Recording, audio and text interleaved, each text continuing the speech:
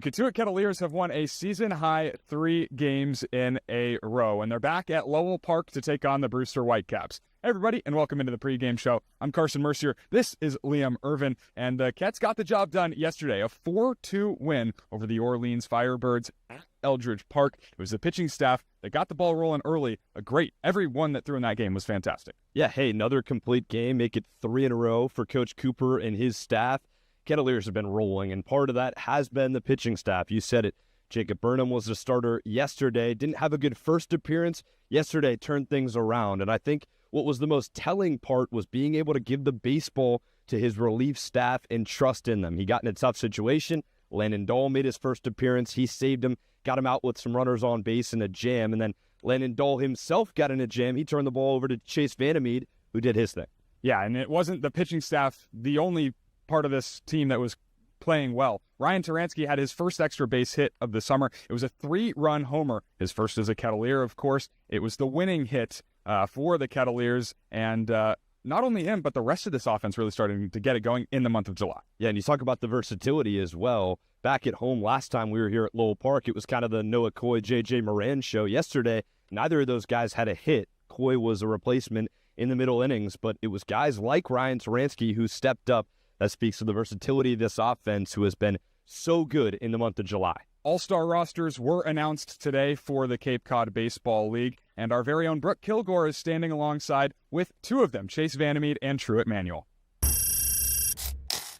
Or Killgore sidelining here with the 2 righties that helped save the day yesterday against the Orleans Firebirds. Chase Vandermeed and Truett Manuel, also both All-Stars. We'll get to that in just a little bit. But first of all, Chase, you come in a bit of a tight pinch there. You have to come in and relieve what has been kind of shit getting things going there, and you step up to the plate. What do you do?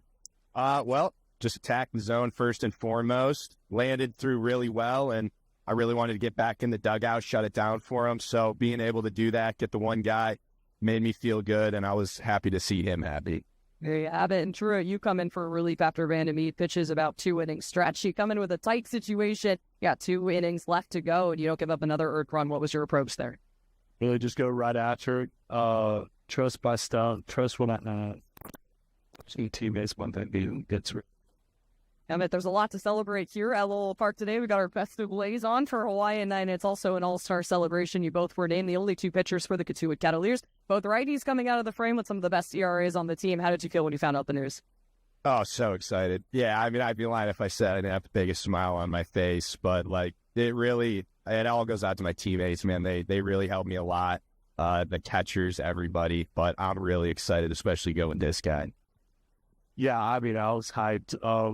I didn't find out until I got to the field, and I did find out. I found out from my teammates, so it was pretty awesome. Yeah, I was just so excited when I had to go there.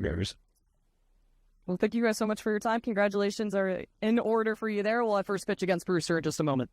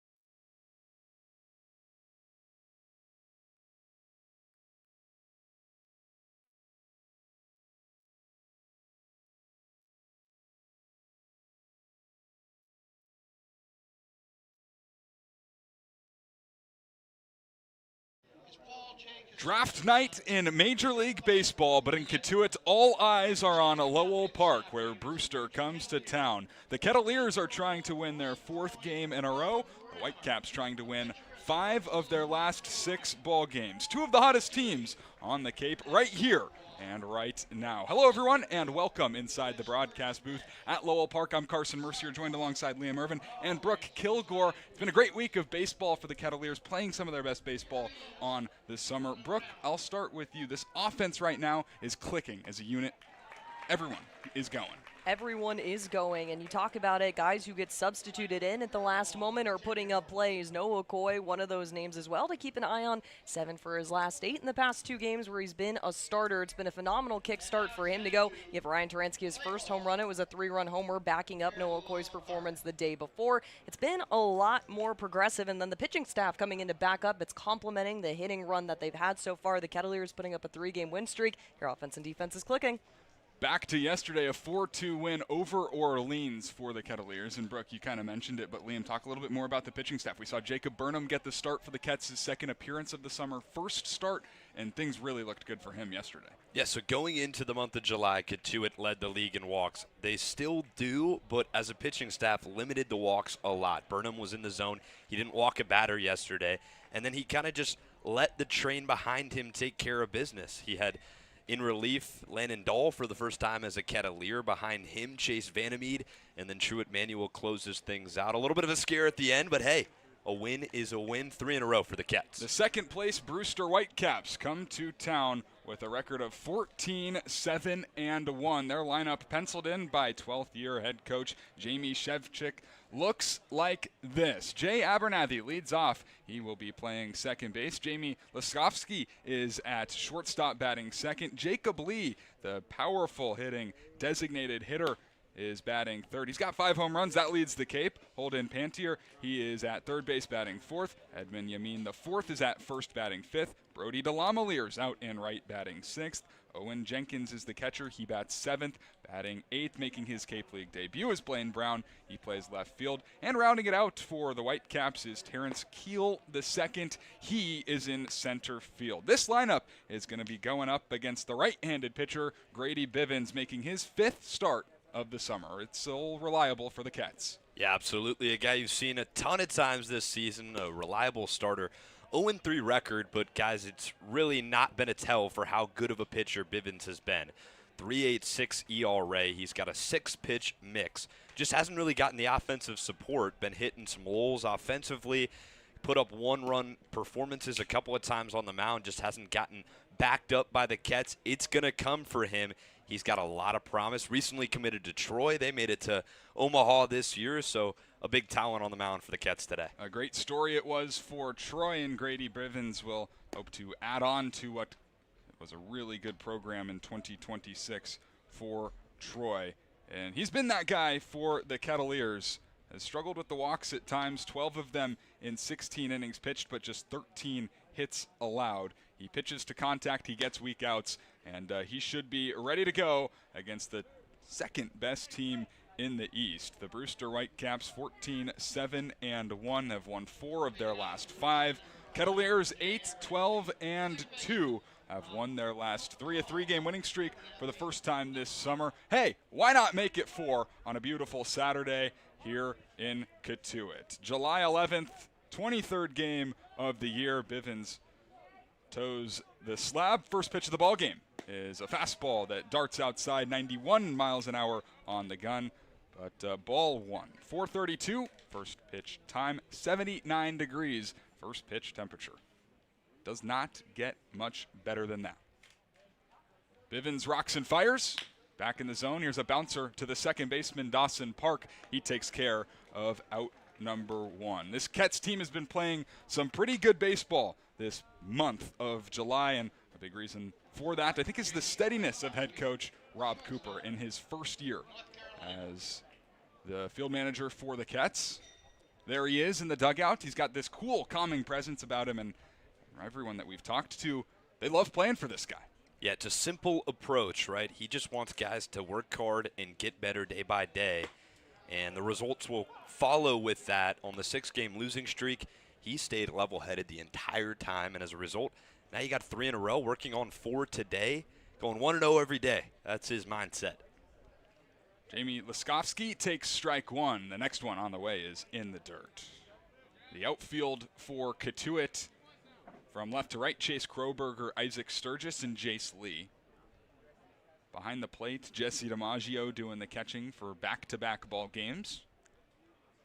Was a late addition to the lineup in yesterday's matchup. Here's the 1-1. Another grounder to the third baseman, J.J. Moran. There's out number 2.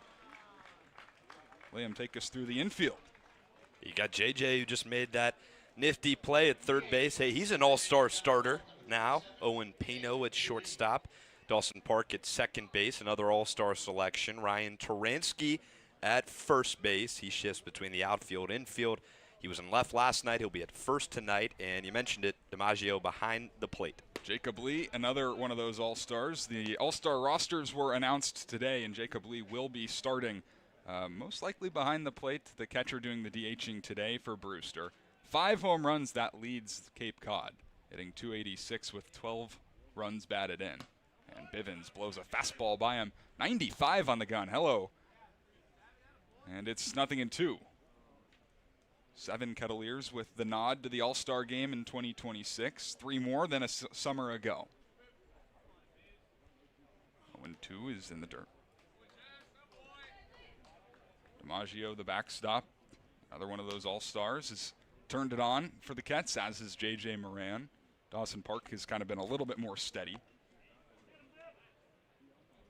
And 2 guys in the bullpen as well, who you saw yesterday. Chase Vandermeed, Truett Manuel. 1-2. Bivens trying for the 1-2-3. First inning, not going to get it on this pitch as the breaker darts outside.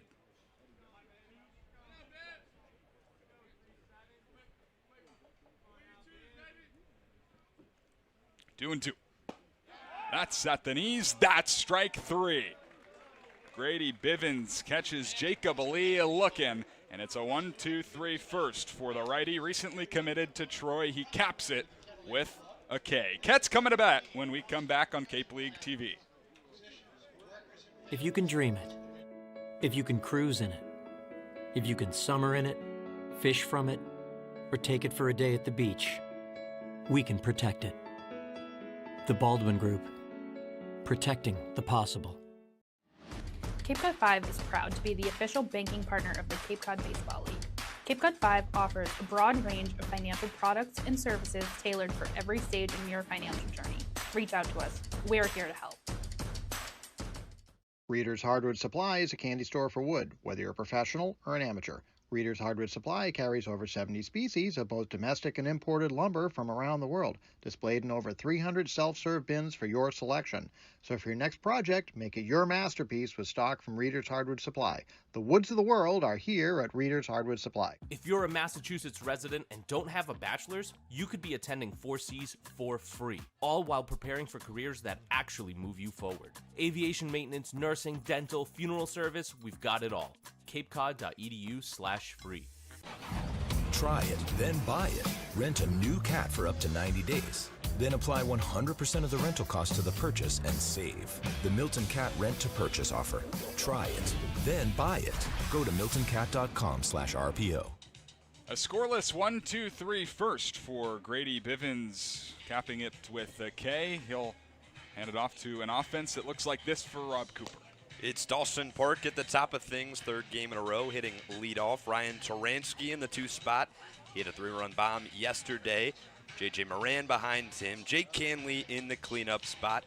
Jesse DiMaggio, the recent All-Star. Isaac Sturgis, Jace Lee, Owen Payton, and Chase Kroberger in the 9 spot. 5 righties and 4 lefties for Rob Cooper's Kettleers. Well, on the hill for Jamie Shevchik's Brewster White Caps, it's a very familiar face to the town of Cotuit, Payton Manca. Welcome back, big ticket. Payton Manca, the 6'6" lefty out of Florida State University, coming back for a 2nd season on Cape, not with Cotuit this time around, but he's an all-star through and through, back-to-back all-star seasons. Coming in for Cotuit last year, a 2.70 ERA in 7 games. 6 of those would start. Started out as a reliever, getting the bearings underneath him, and since then, after that first game against Hyannis, he was lights out for the Cats, tossing in 30 innings, giving up only 26 hits but 25 strikeouts. He would head out to YD for an all-star season, and he's back with Brewster, so it's a bit different to see how things are going for him there. 0.57 ERA. Dawson Park takes strike one on a 91-mile-an-hour heater-outer edge. 0-1. 16th game for Dawson Park, a 245 average, without a homer and 4 runs batted in. Not really going to be an RBI guy out of the top spot of the lineup, but he consistently finds his way on the base path. Count will even up 1-1. It should be a pretty good matchup. No other offense on the Cape has been better than this one in the month of July, and no other pitcher has been as good as Payton Manca has been.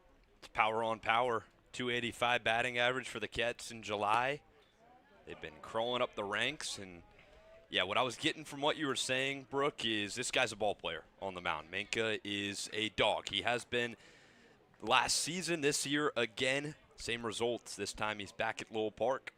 He is fallen behind the leadoff hitter, Dawson Park, the second baseman, 2-1, and he shoots this through the left side. It'll be a leadoff base hit for Dawson Park. Continues to swing a hot bat. The All-Star recently committed to LSU.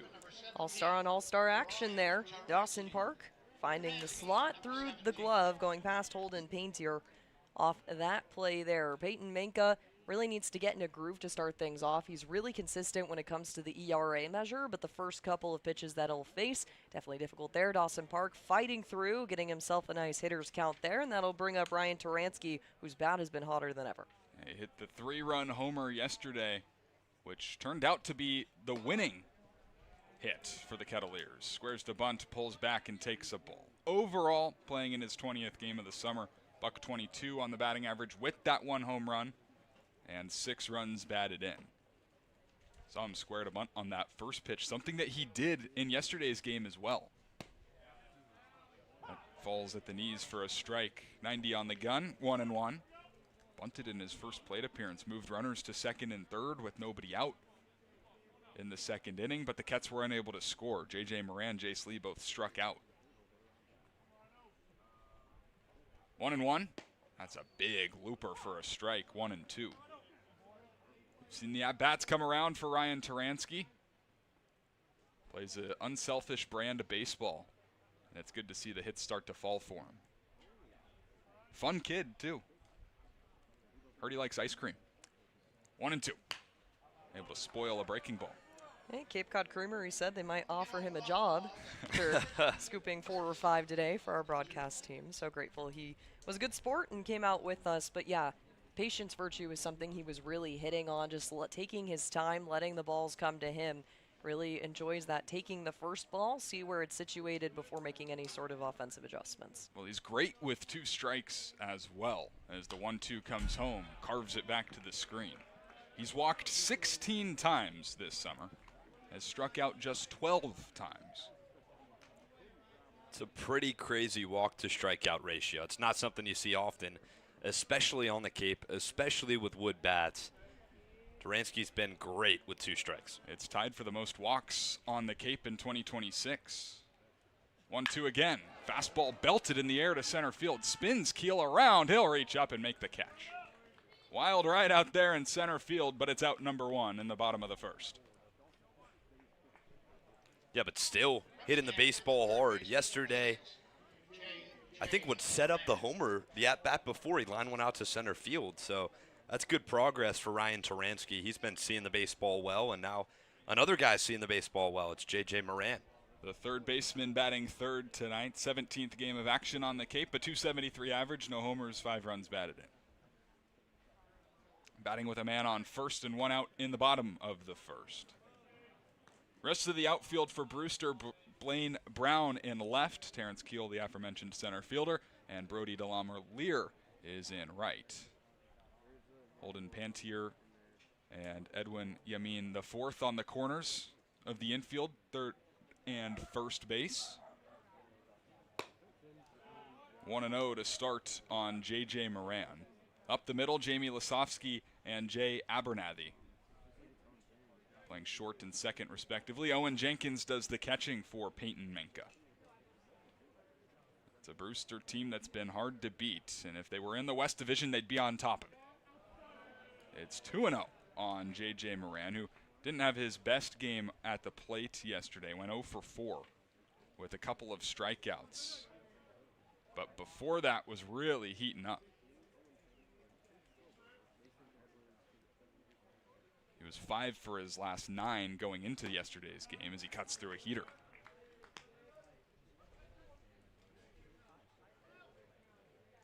Hitting the 7th spot of the lineup for the Kets last night. Gets bumped up to the 3rd spot. I think wherever you put him, he's going to hit with a smile on his face as the 2-1 drops in. Make it 2-2 on that beautiful Payton Manca curveball. It's a great pitch. Can throw it for a strike consistently. One of the big reasons why this guy has his name on some draft boards. Speaking of draft boards, as the 2-2 is rolled on the ground left side, Laskowski, the shortstop, goes to second, and they're going to get Dawson Park there. Nice play by the shortstop, Laskowski, to cut down Park at second for out number 2. That was close. Close play at the bag. Laskowski was kind of caught in between. The only play he could make was to the second baseman, Abernathy. Bang, bang play. Got him by about a half a step.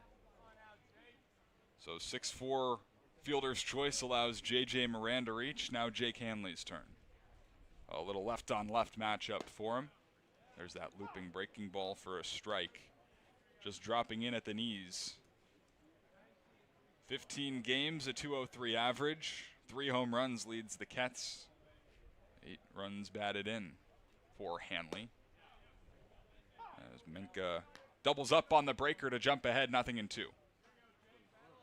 No score, bottom of the first inning. A hit in the inning for the Kets.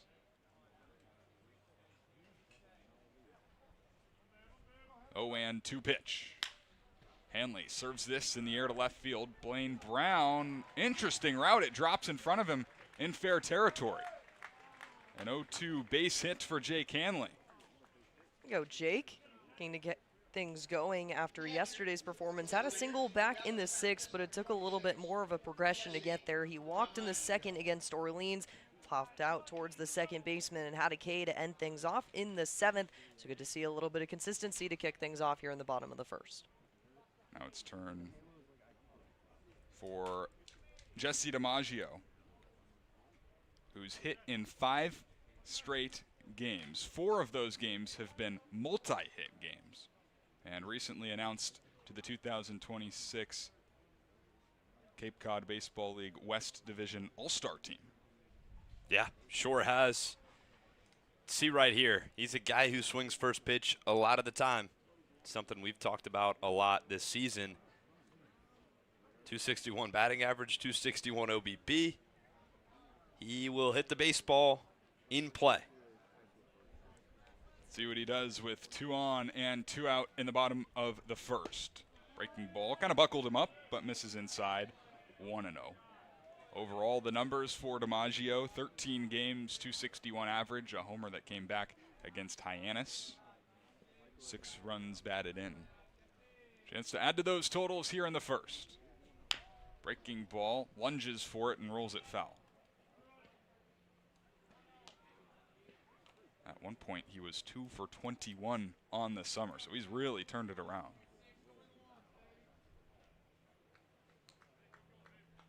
$10 for his last 15.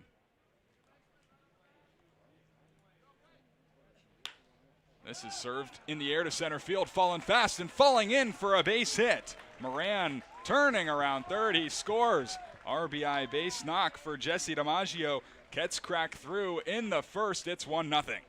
Hey, now there's an all-star. Base hit the other way, just kind of fists one off the hands and finds some grass in center field. Haven't been a lot of hard-hit baseballs in the bottom of the 1st inning, but that's kind of the way the Kets offense has been rolling. Everything's been clicking, and it starts in the bottom of the 1st today. 1-0, Kets on top. Runners on the corners. Hanley on third, DiMaggio on first, and Isaac Sturgis to the plate. Another left-on-left matchup. Manca home. Misses, but not by much. In this stretch, the last time the Kettleers were able to bring someone home to kick things off in the first inning was against the Wareham Gatemen on July 5th. Landon Beaver with the RBI to send Dawson Park all the way. 1-0. Swing and a miss. A little bit late on the fastball was Sturgis playing center field today. Didn't get the start yesterday, but recorded the final out of the ball game. A towering fly ball off the bat of Bub Terrell. 1-1. That's just about helmet high, and it's 2-1. 1-0 Cotuit. 3 hits already in this first inning off the former Kettleer Payton Manca.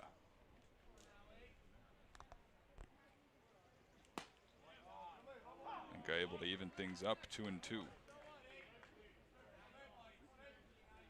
Coming into this outing, Payton Manca had pitched 12 2/3 innings without allowing a run.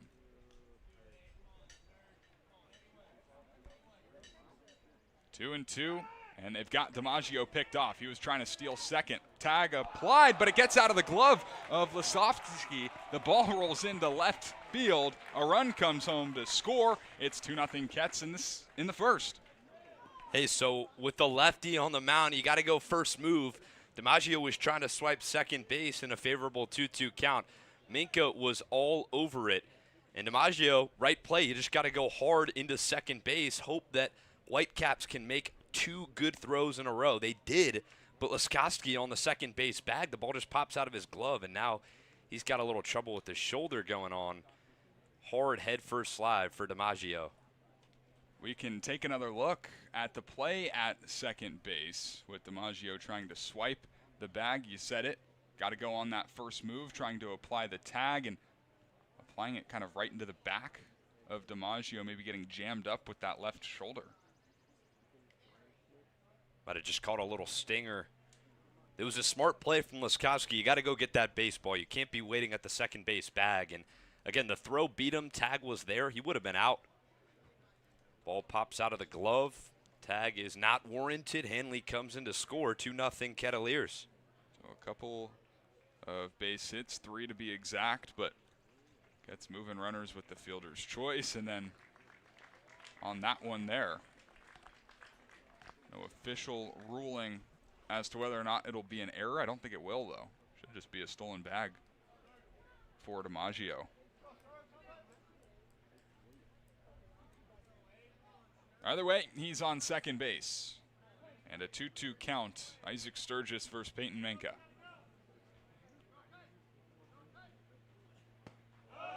Slider that dances down low, and Sturgis is able to spit on it. Count is full. It's a little bit of the issue last year in terms of the command of Payton Manca. He's got the stuff when needed. You've seen the curve and the slider come into work in his favor multiple times, but you can do a little bit of a jam. You got 3 hits on the board. You can rattle anyone with that. Payoff. Misses down low. That's ball 4, and the inning will continue for the Cats. Runners on first and second with 2 outs for Jace Lee.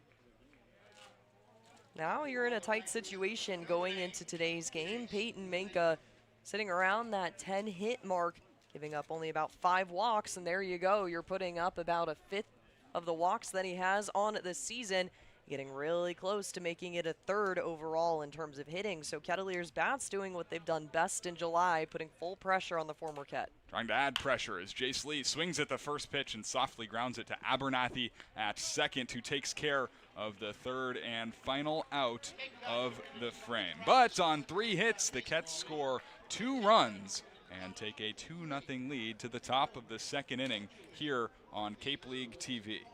A Generac generator from Mercier delivers more than reliable backup power. It delivers peace of mind. Peace of mind that comes from knowing our expert technicians, knowledgeable staff, and emergency service team are here when you need us most. As one of New England's leading Generac generator dealers, RCA provides a 10-year warranty and regular maintenance services to ensure your home stays protected. RCA, powering your peace of mind. Try it, then buy it. Rent a new cat for up to 90 days. Then apply 100% of the rental cost to the purchase and save. The Milton Cat Rent to Purchase offer. Try it, then buy it. Go to miltoncat.com/RPO. Cape Cod 5 is proud to be the official banking partner of the Cape Cod Baseball League. Cape Cod 5 offers a broad range of financial products and services tailored for every stage in your financial journey. Reach out to us. We're here to help.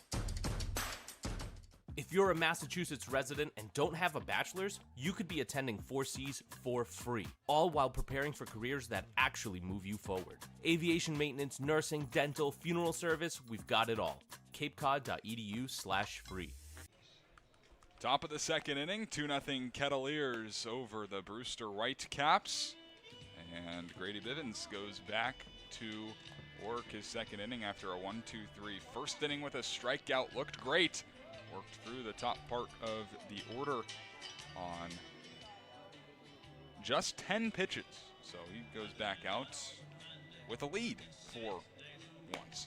Yeah, and a guy who can give you some length in a ball game as well. He has had 2 starts that have both been the most innings pitched by a Ket starter all season long. He went 5 innings pitched last appearance on the 5th against Wareham, and then against YD 5 1/3.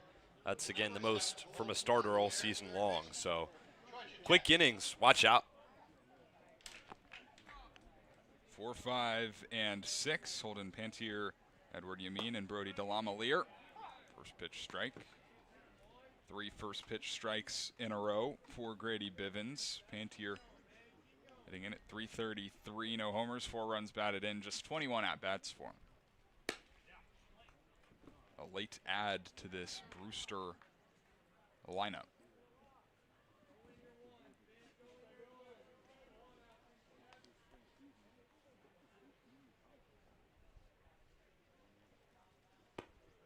Takes this down low, 2-1. Transferring to Georgia Tech from Walter State, where he was fantastic. Hit 30 home runs in the spring. Bounces this on the ground. Diving stop by Taransky. Picks himself up. Tosses to Bivens, who dives for the bag. Not in time. Good hustle there. Taransky was all over it, going down the right line between first and second, making the play. Grady Bivens just with a little bit of a late hop coming off the mound. Taransky makes the pass over. Bivens giving everything he had to lay himself over the top of the first bag. It's not in time, an unfortunate situation, but hey, 110% out there. It's a base hit, the 8th already on the summer for Pantier. And Edward Yamin, the 4th, the first baseman, will get a chance. First pitch is a slider that Yamin is able to lay off of. Pardon, no, he went around. Another than 1, the appeal to Jeffrey Kinney at first. Michael Chukerman behind the plate and Anthony Letizio at third.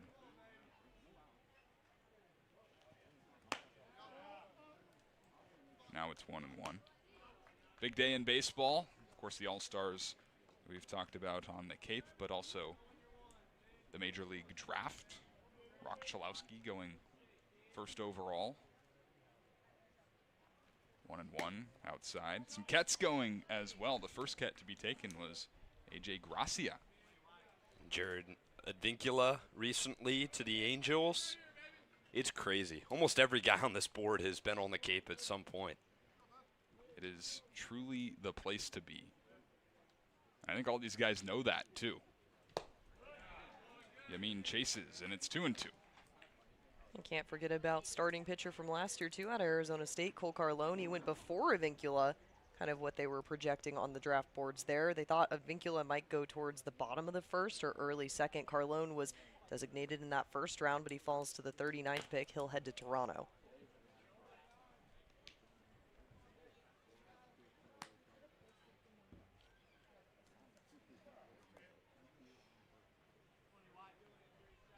Currently about midway through the second round. So if any more Kets get picked up, we will be on it. It's an exciting day. A lot of lives are changing today. 2-2 from Bivens. Breaking ball misses in. DiMaggio's throw is just a little late. Stolen bag for Pantier, his first of the summer. Yeah, I was going to say, this Whitecaps team have 50 stolen bases coming into today. Bivens has a long delivery to the plate, and DiMaggio has not been too quick behind the dish either this season. He has the arm occasionally to throw out some runners, but something to note, that was a pretty tight stolen bag on that attempt. Wouldn't be surprised if the Whitecaps take off more. Whitecaps have been aggressive in the month of July, as the 3-2 pitch from Bivens is grounded foul. May have been a broken bat, and it was. 22 stolen bases in the month of July for Brewster. That leads Cape Cod. Still, as for the summer, trailing Harwich for that number 1 spot. Yeah, I don't think anyone's going to catch up to them. They have 73 been stolen running bags. wild. 73 stolen bags. They've been caught 16 times. Brewster's stolen 51 now and have been caught 16 times. It's insane. It is pretty crazy stuff. Cotuit has stolen 23 bags all summer. Yeah, it's a good reference. Payoff pitch once more. Tapped foul again. Yamin with the new twig. Slider is really working today for Grady Bivens. You can just kind of tell when it leaves his hand that it is buckling hitters. It's hard to pick up. Yamin just got a piece of that one, but would not be surprised if he goes back to it in a full count. 2-0 Kettleers, top of the second inning. A runner on second and nobody out.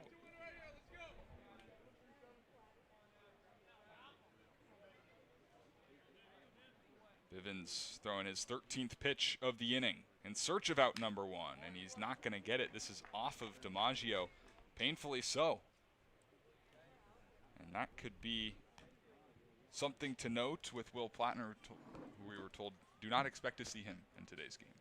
Yeah, so that means that the only other catcher on the roster is Brady Chrisman, who has not caught a game all season for the Kettleers. He can catch, did a little bit this season at Georgia Southern, but usually plays outfield. That would be a big storyline.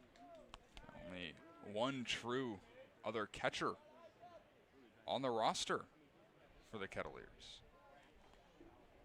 Plattner being down. Hogan Denny with Team USA. Brady Christman listed as a catcher, but we haven't seen him do it. DiMaggio, the only guy. He's going to stay in the ball game. Another 3-2 pitch. 10th pitch of this at-bat is outside ball 4. Gets away from DiMaggio, shoots towards third. He doesn't see it. Coming home is the runner from second, Pantier. He will score. Throw to second is in time to get Yamin. So a wild sequence there. A walk, kicks away from DiMaggio. The run scores. Still, the Ket's able to get an out of that. Oh, wow. Wow. What an interesting play. DiMaggio just never saw it after it short hopped off the glove. Credit to Pantier. He was going hard all the way to third base and then rounded third and headed home. And then Bivens with a heads-up play by himself picks up the baseball, throws to second base. 1 down, and Brewster gets on the board. You see something new every day at the ballpark. And that was one of them, as Brody DeLamelier takes a strike. I don't think I've ever seen anything like that, actually. That was crazy. How do we rule this? Your guess is as good as mine. Calling it a passed ball on DiMaggio. A 2-base passed ball.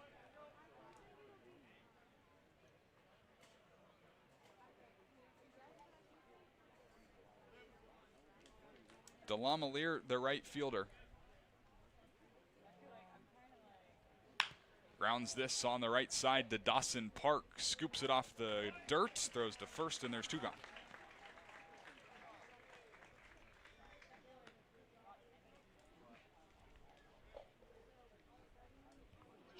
That'll bring up the catcher, Owen Jenkins. Was with Kentucky last season, but just recently announced his commitment to Texas Tech, riding a 4-game hit streak. Swings at the first pitch, sends it in the air to pretty deep right field, sending Lee back to the wall, where he will reach up and make the catch. Puts an end to the second inning. So a single, a walk, a two-base passed ball, and a run scored for Brewster. 2-1 to the last of the second on Cape League TV. Proudly serving Cape Cod, Plymouth, and the South Shore since 1927, Paul J. Cazault and Sons are here to solve your roofing, siding, or gutter needs. They also offer window replacement, rotten trim repair, deck resurfacing, and many other exterior improvements. Get in touch with the experts at Cazault Roofing and Siding by calling 508-428-1177 or head to their website at cazault.com. That's CAZEAULT.com.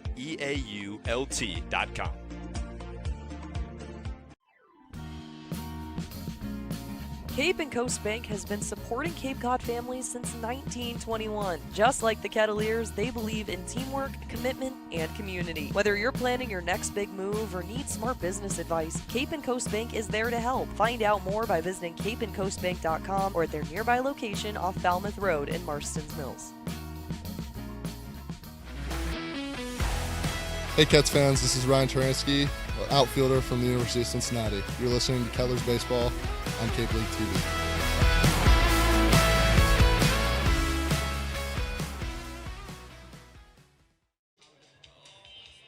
Jace Lee, Owen Payno, Chase Kroberger, 7-8-9 for the Kettleers in the bottom half of the second inning. Kets on top, 2-1 over the Brewster White Caps, the second best team on the Cape this summer behind only YD. YD 19-2-1, Brewster 14-7-1. Brewster playing some pretty good baseball with this guy on the mound, Payton Manca, but he struggled a little bit, Brooke, in his first inning of work. Yeah, it was definitely a different situation than what maybe Brewster White Caps defense is used to seeing from their lefty southpaw on the mound. Dawson Park getting things started early with a single. Ryan Taransky would fly out towards center field, but a good swing coming out of the kid with a 3-run homer the day before. J.J. Moran would be all the way around in that situation there. He was advanced on the fielder's choice, so Dawson Park would be sent back in. Jake Hanley would also find his way on with a single. And then Jesse DiMaggio gets the runs going with an RBI single to kick things off. Isaac Sturgis walks, and here we are. And Owen Payno. Pardon me. It's Owen Payno, Chase Kroberger, Dawson Park. 8-9-1 for the Kettleers. Payno, the shortstop, swings at the first pitch, sends it foul. Backing out of play. 7th game for the Ole Miss shortstop. A .143 average. No homers, no runs batted in. But his value is exceeded far beyond his ability in the batter's box so far this summer. His glove has been incredible. And one of the first plays that he made was a really nice defensive web gem in the hole in between short and third. That was back about a week and a half ago. Sits on a breaking ball, but rolls it over to the first baseman, Yamin, who's got it and takes care of the first out. I was going to say, Owen Payno coming into his first game as a Cotuit Kettleer had 5 total chances, had 2 putouts of his own making, and 3 assists. So he's been absolutely phenomenal, kick things off in terms of the fielding percentage. Maybe not the batting side to get things going, but hey, you can never say no to a good shortstop. Payton Manca had to throw 28 pitches in that first inning. Working on Chase Kroberger, the 9th batter for the Cats. Pitch will miss high to him. 1-0. Center fielder is 3 for 15 in his 6 games as a Kettleer. Came in first at bat, hit a double to left field. Still trying to find it since then. Seen him mostly in center. Today out and left. 2-0 from Manca. Looked like a cutter that just darts a little bit too far inside, and it's 3-0 on the number 9 hitter. 1 walk in the first inning for Manca, something that he has really cut down on his second summer on the Cape.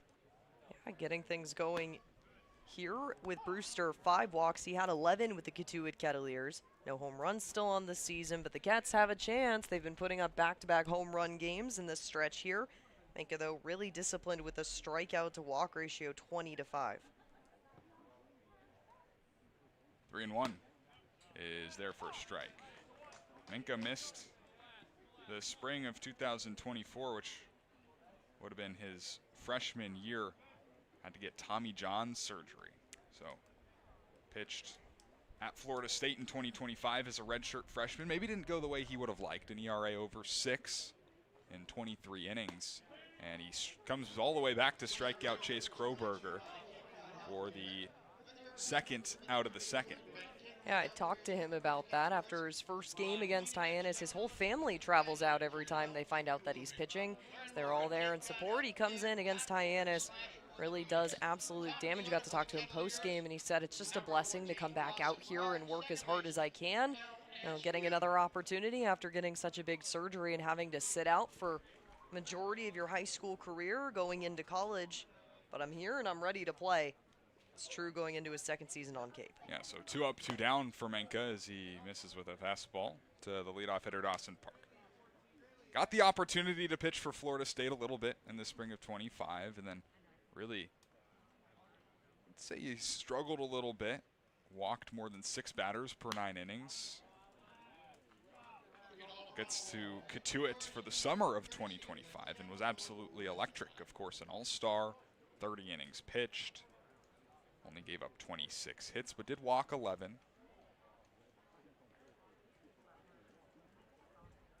In the spring for Florida State, also struggled with the walk, but every time he takes the mound, it seems like he's getting better, getting closer to where he wants to be.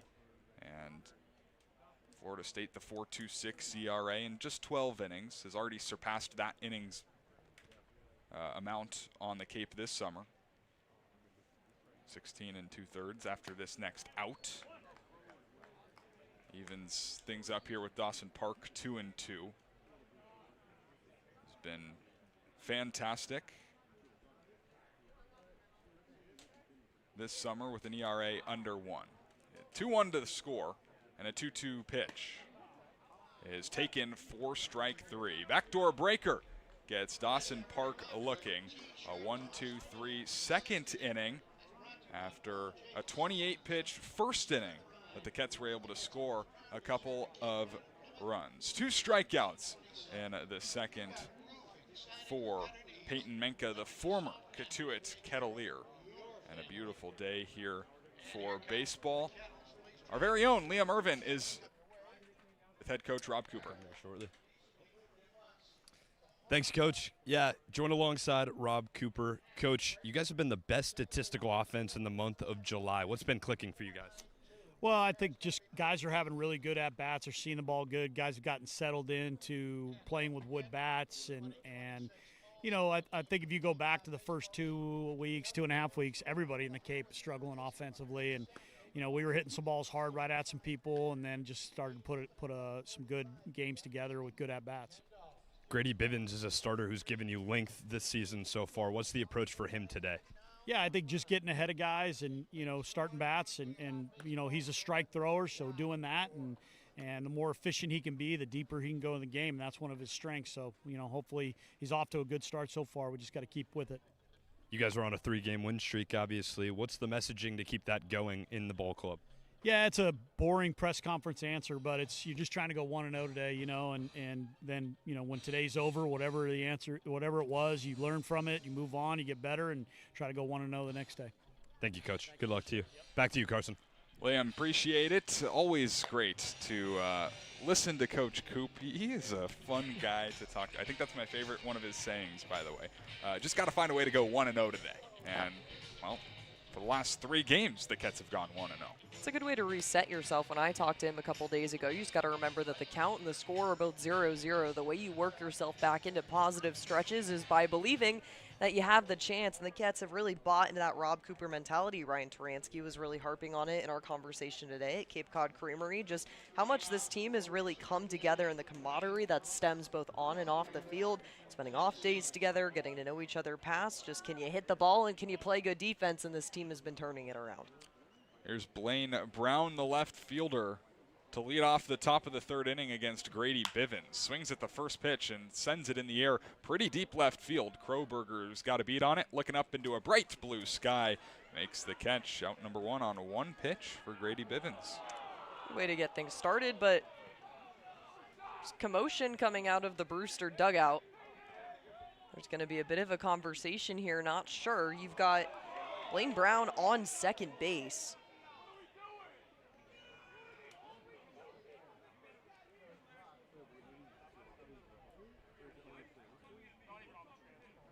Looks like the umpires are going to get together.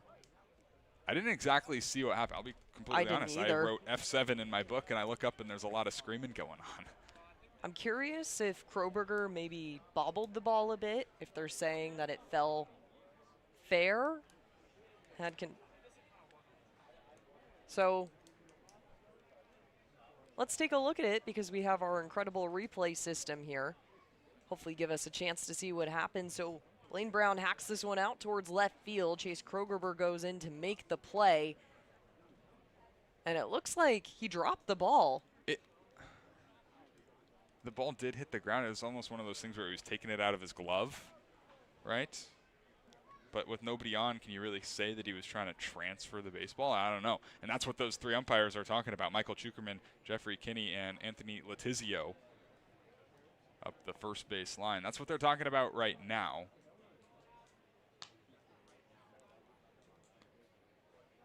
Yeah, because Carson, I was doing the same thing, you automatically assume that it's gone once it's in the glove, but teaches us to look down a little too quickly. Yeah, we got to be more patient.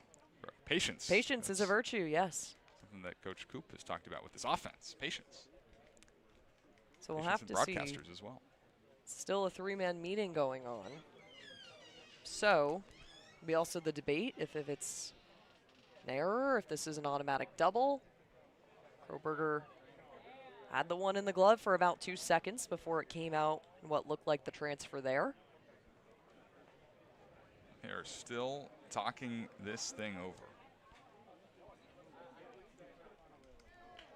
And they're going to say he's out. It was on the transfer. Kroberger was taking the ball out of his glove and it hit the ground. Blaine Brown is out number 1 on the first pitch in the 3rd inning. Brings up the number 9 man, Terrence Keel, the second center fielder. Wide open stance for the righty. First pitch to him. Down the chute for strike 1. Keel playing in his 19th game of the summer. .180 batting average. No homers and 4 runs batted in. Another breaking ball that just darts outside. 1-1. 2-1. Kettleers leading in the bottom of the 2nd inning with 1 out. 1-1 pitch. Fastball in off the hands towards center field. Moving in Sturgis. It falls in front of him. A base hit for the number 9 man. Terrence Keel has his 10th hit of the summer, and it sets up the table for the top of the order. Yeah, Terrence Keel knows how to work his way around a baseball bat. He's got a 180 average coming into today's game. Had a double, had a triple for RBI, and he's also a base stealer. He's got 8 on the season so far. Nowhere near Harwich numbers, to say the least, but he's someone you want to keep an eye on. He got 1 out on the board. Brewster's already stolen a bag against the combination of Bivens and DiMaggio. Abernathy squared to bunt, pulled back. Like a little bit of a jump from Terrence Keel off the bag, but held up. Wind's blowing out today at Lowell Park. Sun is shining down, so we could see the ball fly later in this ball game. Pretty close pickoff attempt over to first base, but Keel is back head first. Keel's only been caught 1 time. He's 8 for 9.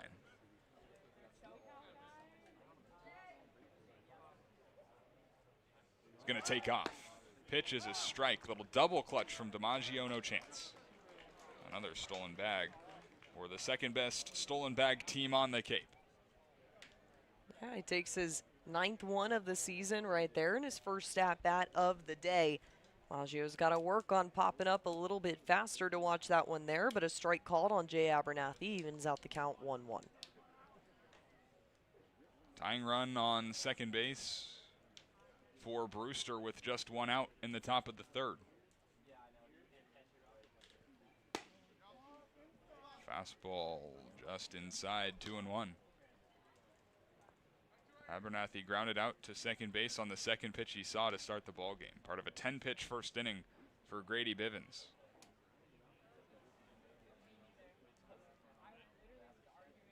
2-1. Breaking ball rolled foul. First base side. Count evens 2-2. Numbers for Abernathy very good. 321, no homers, 7 runs batted in, an all-star.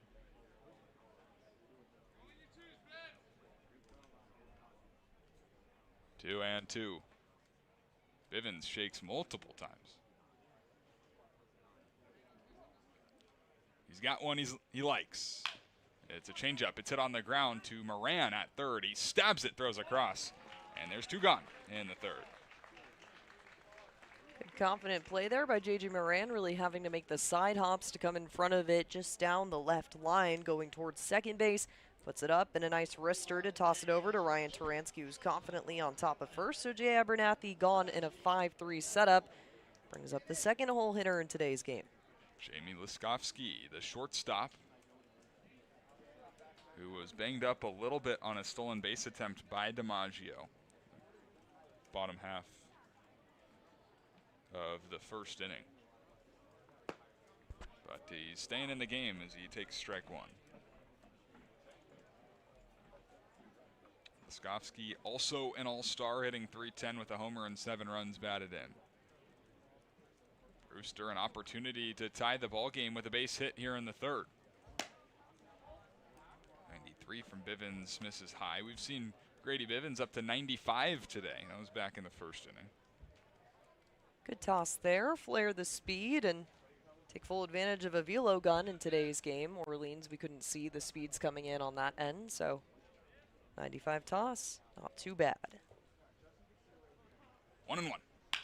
Bounced on the ground off of Bivens. It shoots right to Dawson Park at second. The good old 1-4-3 to get you out of the inning. A scoreless third for Grady Bivens. Works around the 1-out single. It's 2-1 Cotuit going to the bottom of the third. The Kettleers welcome ZoomInfo.com as a premium sponsor for the 2026 season. Smart businesses use ZoomInfo. It leverages data to unlock useful insights, and it allows you to know who to reach out to and how to reach them so you can grow your business. Unlock insights, engage customers, and win faster with ZoomInfo. Proudly serving Cape Cod, Plymouth, and the South Shore since 1927, Paul J. Cazalt & Sons are here to solve your roofing, siding, and gutter needs. They also offer window replacement, rotten trim repair, deck resurfacing, and many other exterior improvements. Get in touch with the experts at Cazalt Roofing and Siding by calling 508-428-1177 or head to their website at cazalt.com, spelled CAZEAULT.com.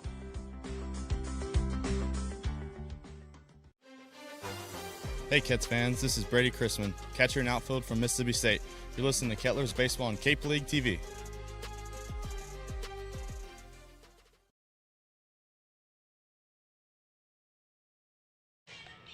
Last of the third at Lowell Park in Cotuit, Massachusetts, where the Kettleers hold a 2-1 advantage over the Brewster White Caps. Kets got both of their runs in the first inning on 3 base hits, all singles. Brewster was able to respond in the top of the second to leadoff single by Holden Pantier. Moved over on a stolen base, a passed ball, came home to score. And that's where we stand right now through 2.5. Guys, it's been a pretty good day of baseball so far. Yeah, definitely. The offense is clicking per usual. Got shut out last inning, and Manca starts to kind of find himself, but some good at-bats all the way around. That's just been the story of July so far for the Cats. They have been #1 in batting average, 2nd in RBIs. Just a great offensive showing all the way around. Cats did go 1-2-3 in the second inning, striking out twice. Chase Kroberger was in a 3-0 count. Manca fired 3 strikes in a row to strike him out looking. Dawson Park went looking as well to end the inning. Here's Ryan Taransky, followed by J.J. Moran and Jake Hanley. Taransky, a rare swing on the first pitch. Pops it up foul. We were talking about his great plate discipline, his great ability with 2 strikes. And in a 1-2 count in the first inning, smashed one to center field that got all the way to the wall. Terrence Keel was able to make the catch, though.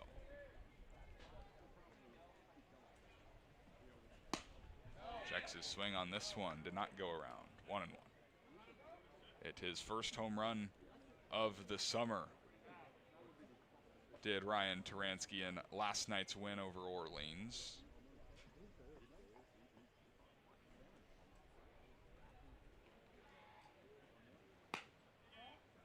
Two and 1. 2-1 the score in the bottom of the third inning.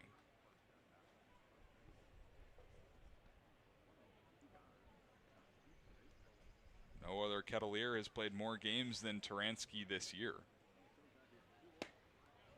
Front door breaker misses in, 3-1. Playing in his 20th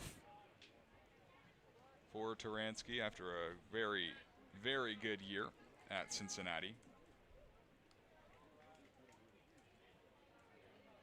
He's starting to come around. At a multi-hit game just a couple of days ago at Wareham. He'll take this one and the count is full. So he's had the eye at the plate. Leads the CCBL in walks, tied 4. But the hits, you knew it was going to start coming, and recently, especially last night, a near 400-foot shot. 3-2. That is outside ball 4. Now, the top spot of walks in the CCBL belongs to Ryan Taransky. 17 on the summer. 17 there, and that just goes to show his incredible versatility and two-way playing, you could say. He's not a pitcher, but he's a batter who can utilize both the walking strategy and take full advantage of the swing. Really knows how to stay disciplined, and taking the first ball is usually a good strategy. You can familiarize yourself with what type of play is coming for you. Here's J.J. Moran going after a breaking ball. Comes up empty-handed, 0-1. Moran reached in the first on a 6-4 fielder's choice, came around to score the game's first run.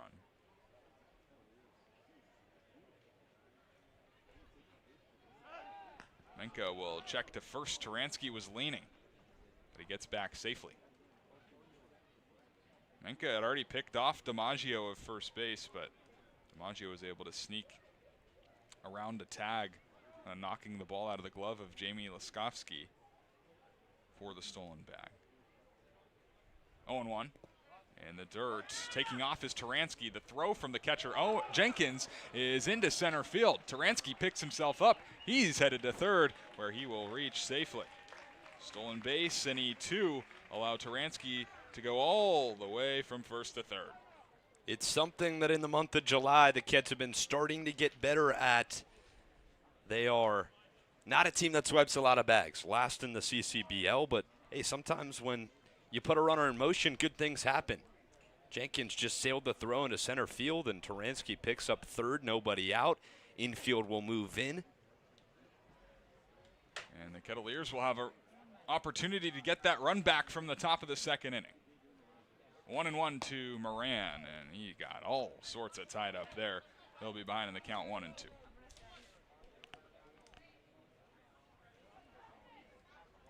Infield in for Brewster. Jamie Shevchik, field manager, knows that this is an important spot. Pitch misses by the hands of Moran, 2-2. There's a reason that Brewster is 14-7-1 in second place in a very stacked East Division. 2-2. Breaking ball, Moran hits it hard on the ground to the third baseman, Pantier, who scoops it off the grass, throws to first to retire Moran, and Taransky has to stay put at third. There's one gone. It's the right idea, put the ball in play. JJ's been a lot better at that recently, avoiding the strikeout with 2 strikes. It's just a situation where, especially with nobody out, Taransky's got to stay put. Infield will stay in as the DH Jake Hanley comes up. Swings at the first pitch, sends it in the air to center field, struck well. Terrence Keel going back. He'll backpedal all the way to the wall before making the catch. Taransky can walk on home from third base. A sac fly for Jake Hanley. His 9th run batted in on the summer, and it's 3-1 Cotuit in the bottom of the third. You mentioned it. Jake Hanley had a lot of situations where he said you hit the ball really well, but it was directly into the glove of someone in the outfield. Here you get to play a little bit of situational baseball, is able to drive the runner in, and you got a 3-1 lead over Brewster. So Payton Manca had not allowed a run in his last essentially 13 innings of work. He's given up 3 and 2 2/3 against his former club. DiMaggio knocked in a run with an RBI single in the first. 0-1 is shot foul the opposite direction. Manca is ahead, no balls, 2 strikes. 3-1 Cotuit with 2 outs in the bottom of the third inning.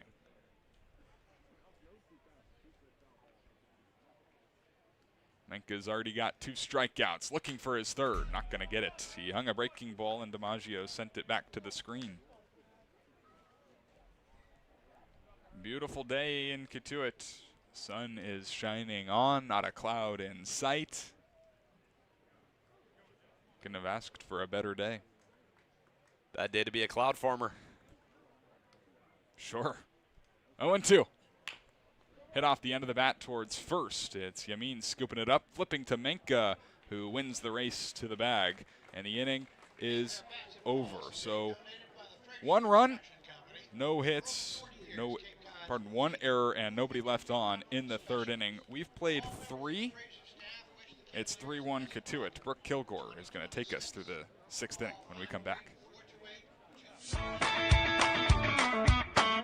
Aubin Equipment has been providing service to commercial landscapers in the Cape Cod area for more than a decade. They're staffed with experts and professionals who provide you with personal service for all your equipment needs. Aubin Equipment is the exclusive sales and service dealer for Walker Mowers on Cape Cod, and we're named the top dealer in Walker Equipment 3 years in a row. Find Aubin Equipment online at aubinequipment.com or stop by Monday through Friday at their location in South Dennis.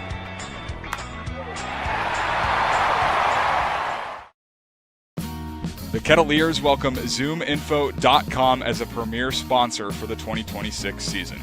Smart businesses use ZoomInfo. It leverages data to unlock useful insights, and it allows you to know who to reach out to and how to reach them so you can grow your business. Unlock insights, engage customers, and win faster with ZoomInfo.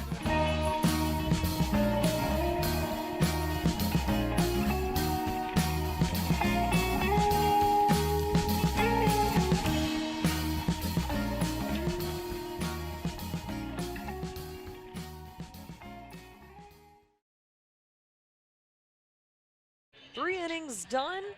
Hopefully 6 more to go here at Lowell Park on a nice Saturday, July 11th at 5:31 time. Clocking in things around, the Cotuit Kettleers up 3-1 over the Brewster White Caps. It's a nice start on top of a team that sits second in the East Division with a 14-7-1 record, coming off a 4 of 5 game stretch in wins. Cats with a 3-game winning streak of their own, and Grady Bivens returns to the mound for another inning of work. So far in today's game, he's kept things pretty minimal, aside from allowing a run back in the second. He's been forcing the ground plays and the flyouts, still looking for another K on the day. He had one on Jacob Lee back in the first. Looks to keep things going here with the third in the lineup. He'll reface off against Lee. Today's catcher out of VCU. He was named an All-Star as well. Currently leads the league with 5 home runs. He'll also be competing in the home run contest a couple days from now. Kick up and delivery. Back out towards left center field, but Isaac Sturgis confidently trotting underneath it, puts it away with 2 pitches tossed in that at-bat. So nice 8F there. Yeah, guy like Jacob Lee, when you take a big swing, sometimes the ball goes in the air. It was kind of like Bub Terrell's swing last night. Get a little scared. That one was off the end of the bat. Bivens has been working things. Really hasn't gotten bounced around a lot today. Good stuff so far from the starter. First toss to the 4-hole, Holden Panther, third baseman out of Georgia Tech. Couple Georgia Tech guys going in the draft so far today. One of them, Cotuit Kettleers himself for 2 seasons, Jaron Avincula. We'll talk a little bit more about him in a bit. Bivens kicks outside the zone. Jesse DiMaggio crossing the body to bring that one back in, and it's a 1-1 count. Yeah, a lot of excitement here at Lowell Park. The first couple rounds of the draft kicking off today. It's also Hawaiian night. Got the Cotuit art bus behind us as well. Delivery from Bivens downstairs, 2-1 count. So a lot of fun activities to do here on a nice Saturday. Cats have one more game tomorrow before taking a nice Monday off on the road against Hyannis. So under the lights, looking change the script. Keon Park. Foul tip over the heads on the right side, 2-2 count, evening things out for the third baseman. He's brought all the way home in his last appearance in the second inning. Had a single and stole second, eventually making his way all the way to the home bag. Bivens with the 2-2. Downstairs, DiMaggio trying to keep that ball within the glove. It rolls out towards the right. He had a 3-2 count with 1 out on the board here in the top of the 4th inning. 3-1 your score between Cotuit and Brewster. Brewster looking for their 3rd hit to tie things up in that category. The payoff pitch. Popped up over the head, and Ryan Turansky hustling with all of his might. He will go in to make the play, bobbles it, and it can't connect with the glove there. He tumbled over the top of himself, trying to make another phenomenal catch at the first base side. Jace Lee was coming in for relief to help support his first baseman. And now, a little bit of a tight situation. It rolled into foul territory, so another at-bat chance. The guy in the box now out of Georgia Tech. Turansky will collect his belongings and drop back over to first. It's a tough play. Turansky's an outfielder first, been working on being a first baseman, but made that one look almost really easy. He just couldn't find the baseball at the end. This one will allow the walk to go by. So now you've got 1 runner aboard for Grady Bivens. The walk ratio haunts Cotuit once again. And 1 out walks.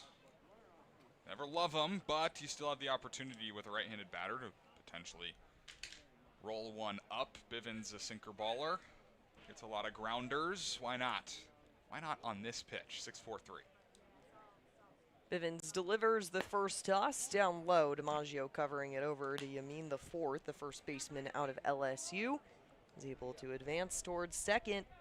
It's a bit of a passed ball situation back in the second frame between the battery of Bivens and DiMaggio. Kick out and delivery to him. Just outside towards the left. A 2-0 count to start things off here. You've got 1 runner out with the fly off from Jacob Lee. Pantier the walk over to first, and Yamin the 4th. Looking to succeed in his 10th game on the season. He's got 2 home runs, 4 doubles, and 6 RBI.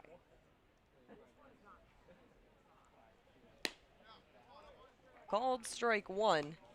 First time this at bat. Yamin, LSU Tiger, make things going there. So got another Tiger just across the base paths from him, Dawson Park. Big swing coming out of number 8 in the Brewster Blue. Strike 2 called, evening things up here. A 2-2 count with 1 out on the board here in the top of the 4th inning.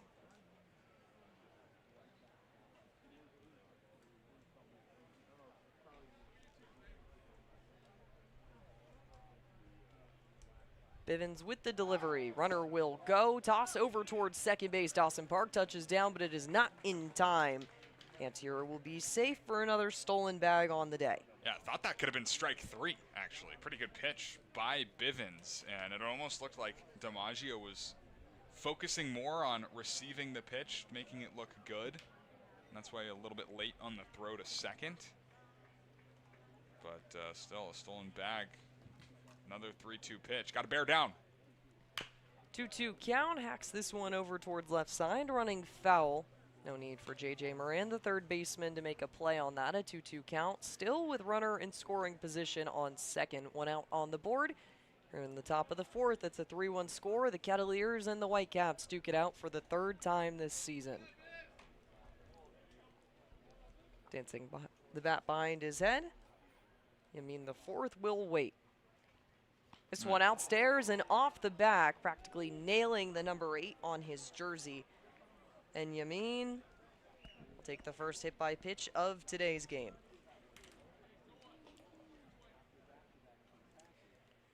So Bivens with back-to-back free passes. You give up the walk to Holden Pantier, the third baseman situated on second.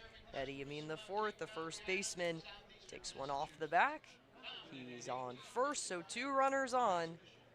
Kettleers so far in today's game, holding on to a nice 3-1 lead, but it's a little bit of a slip right here. Yeah, it's unfortunate just because Ryan Taransky was so close to making a catch for the second out, and then that kind of lets the focus of Bivens slip. Now it's runners on first and second. Back-to-back at-bats with 3-2 counts, too. He's been working a lot of pitches today, has Grady Bivens. He'll be working on 57 when Brody DeLamalier gets his turn after the mound visit. So the mound visit will be cut off. Kevin Curtin will retreat back to the dugout after talking to his arm up on the mound.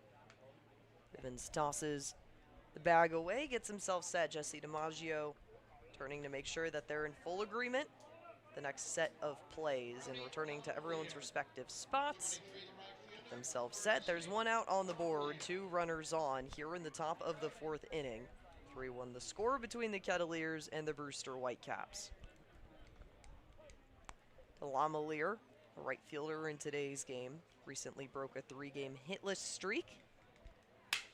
Dashes this one over into the glove of Owen Payno, making the play and trying to turn the double. Goes past the glove of Ryan Taransky and running towards home in time. It will say Jacob Lee is safe. So a 3-2 score between the Kettleers and the Brewster White Caps. What turned into what could have been a successful double play to keep Cotuit atop of the league in the double turns. Falls past the glove of Ryan Taransky and brings home another runner. So a 6-4 fielder's choice and an error. E4, allowing Pantier to come home to score. That's a tough one, right? You could have got out of the inning. That was a couple batters too early on my 6-4-3 double play prediction. It's a tough one. Allowing the run to score. So 3-2 the new score. Pitching staffs on both ends dealing with a little bit of drama on their baits pads. 2 errors for Brewster, 1 for Cotuit, now on the scoreboard in left center field. Kicking this one outside and clipping the top right of the zone will be the pitch from Bivens. Things 1-1 for Owen Jenkins. Catcher for today's game. At Texas Tech, 14 games on the season, .250 batting average, 4 doubles. Knows how to swing the ball, still looking for his first home run of the season, but he's on a 4-game hitting streak. 2-1 count for him. Tapping the bat and swinging it back around into the ready position. Bivens will face off with 2 outs on the board. Brewster nipping at the heels of Cotuit with a 3-2 score. Shot this one over towards left side, but underneath it, Chase Kroberger, and he does put this one away with confidence. Headed to the bottom of the fourth, Bivens giving up a run. 1 error on the board for the Kettleers defense, and we'll have more from you coming in the bottom of the fourth.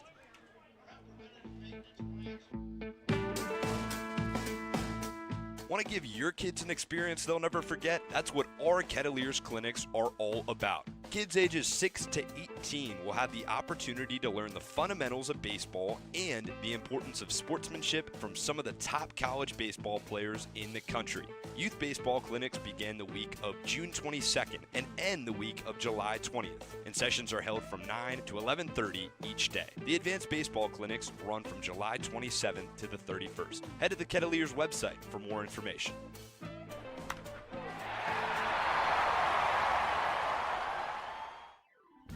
A Generac generator from Mercier delivers more than reliable backup power. It delivers peace of mind. Peace of mind that comes from knowing our expert technicians, knowledgeable staff, and emergency service team are here when you need us most. As one of New England's leading Generac generator dealers, RCA provides a 10-year warranty and regular maintenance services to ensure your home stays protected. RCA, powering your peace of mind. Hey Cotuit fans, this is Jackson Yarberry, right-handed pitcher from Indiana University. This is your home for the Kettleers baseball all summer long. Catch all the action from Lowell Park and on the road right here in the Cape League TV.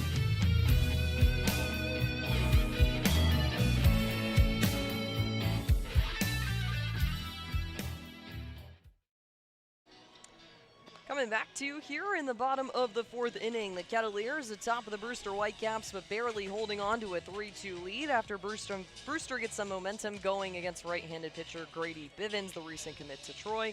Gives up a run. Still looking, though, for a big hit is the Brewster White Caps after going the single in the third and the second. Returning to the mound is co-pitcher of the year for the Cotuit Kettleers last season and a West All-Star, Payton Manca.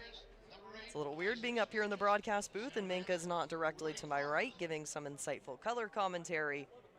He's kind of the star of Ket's broadcasts and social media, learned how to take the mic back on 4th of July, and would provide some laughs along the way. Shout out Chris Albright and Connor Shue. Returns for another inning of work.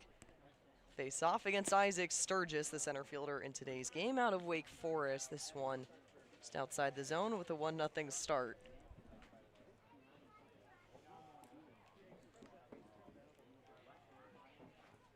Powered by some Sour Patch Kids up here in the booth, we await the second pitch. This one down low. Sturgis went to turn it around the bat. A 1-1 count to even things up.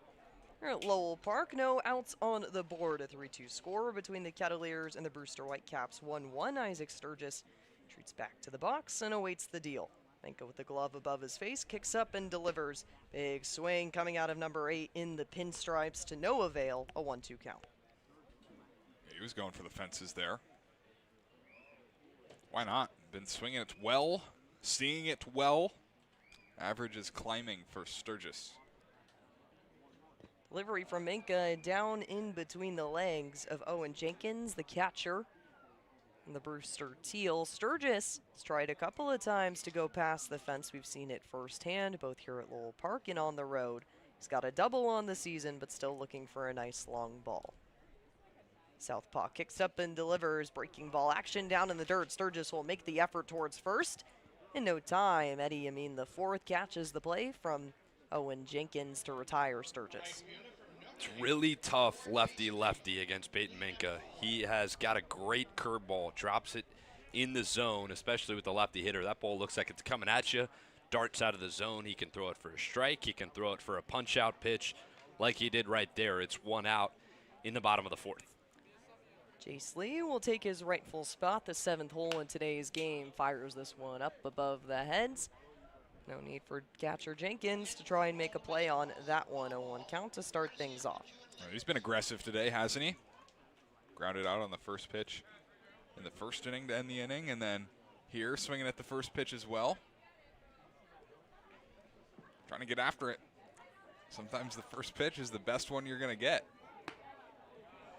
Check back towards the elbows of Jace Lee. 1-1 count to even things out. 1 out on the board here at Lowell Park in the bottom of the fourth. Kettleers still up 3-2, looking to add some insurance runs late in the game. Jace Lee popping this one over the heads. Running in for it is the entire infield minus first base and gloving it away. Jamie Laskaski, number 4 in the Brewster blue, tosses it back into the glove of Payton Manca, and Jace Lee is retired. 2 up, 2 down.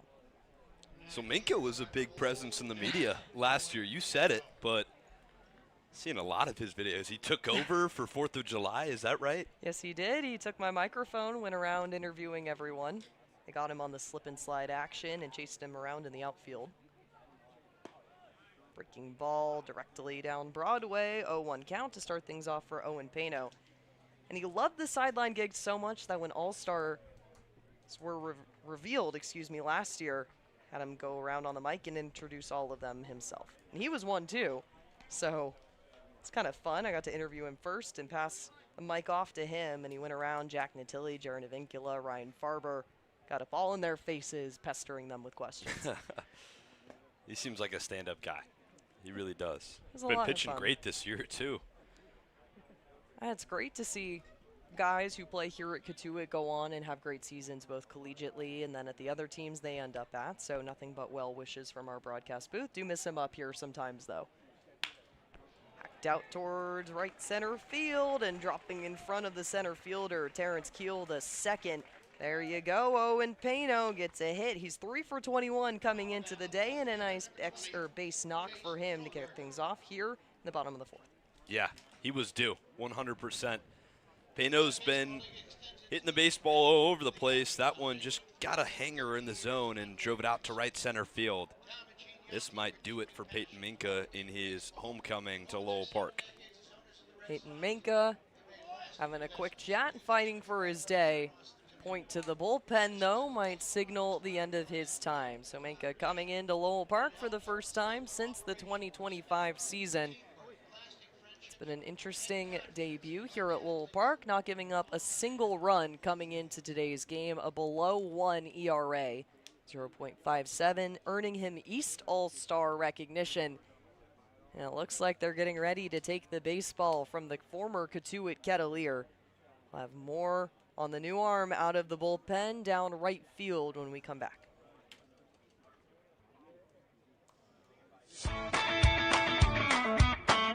Auburn Equipment has been providing service to commercial landscapers in the Cape Cod area for more than a decade.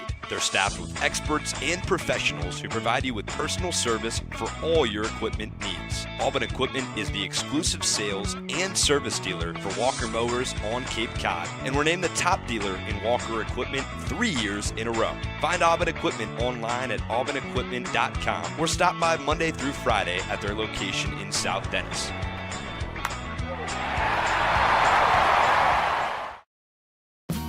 The Kettleers welcome ZoomInfo.com as a premier sponsor for the 2026 season. Smart businesses use ZoomInfo. It leverages data to unlock useful insights, and it allows you to know who to reach out to and how to reach them so you can grow your business. Unlock insights, engage customers, and win faster with ZoomInfo.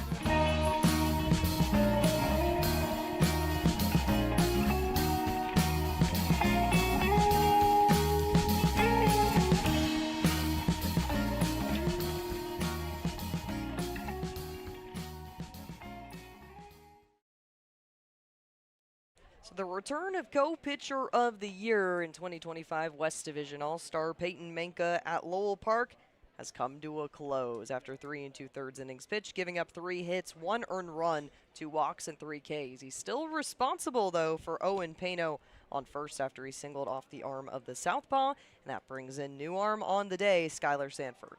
Yeah, Skylar Sanford, promising arm. You see the numbers right there, 10 2/3 innings pitched. All out of the bullpen this season. 2.53 ERA, 6'6", 225 pounds. He is draft eligible this upcoming season, and he's a guy who's coming in big spots. He's got a save on the year. He's got a win on the year. He does struggle with the walks occasionally. He's got 11. That's tied for 7th on the White Caps squad. Last appearance was against Hyannis on the 5th. He went 1 inning pitched. 1 earned run, 4 hits, 2 walks, and a hit by pitch. Comes in with a runner on first base and 2 down. So the Kettleers across the season so far have the better average when it comes to the left-handed pitchers, going into yesterday's game against the Orleans Firebirds at 267. And you saw the damage done against the southpaw Payton Manca there, returning to the Cotuit Kettleers in other fashion. Kettleers, though, against right-handed pitchers, batting 9th overall on the league. So a bit of a different situation here for Ket's bats. Way upstairs over the head of Chase Kroberger, who has to duck out of the action. Just over the top of his helmet, it'll be ball 1. Hey now, that's a firm heater, 94 miles an hour with a whole lot of sink to it. Got that arm side run. That'll wake you up if you're Chase Kroberger. This one almost clips him again. More of the chest play there across the letters. It'll be a 2-0 count to start things off for Chase Kroberger against the newest arm, the righty out of Florida. Kind of similar to Grady Bivens seen a lot of time in a lot of situations. This one upstairs again. Reeling it back in will be Owen Jenkins, the catcher, a 3-0 count to kick things off for the new arm with 2 outs on the board. So you've got Owen Payton on at first after a nice single from the arm of Payton Manca. Chase Kroberger looks to continue here. Dish way upstairs, not a doubt about that one. Kroberger tosses the bat over towards the on-deck circle and trots his way over to first. So Payton advances towards second. Kroberger on first, and this brings up the leadoff guy you know all too well, Dawson Park. Yeah, well, that's 4 pitches, all at 94 miles an hour or harder, but 4 balls, and it flips the order to the top. So, hey, maybe Dawson Park can get his foot down and drive a heater somewhere. When they hit a little backside double for the kid, why not? So Payton Manca's day is still not done. Owen Payton's single. He will still be responsible for 2 outs on the board for the leadoff hitter in Dawson Park here in the bottom of the 4th inning. Sanford dishes this one down low, finds the first strike of his young day against Dawson Park, today's second baseman. So far on the day, had a single back in the first, was caught on the fielder's choice and punched out back in the second. The delivery downstairs and fetching it back up into his glove before tossing it back over is the catcher, Owen Jenkins. Nice 2-0 start to kick things off for Dawson Park. You see the walks, the issue right there for Sanford. He's tied for 5th in the CCBL, most allowed by a pitcher. Got to be patient if you're a Cats hitter. Delivery clips the outside, make it a 2-1 count.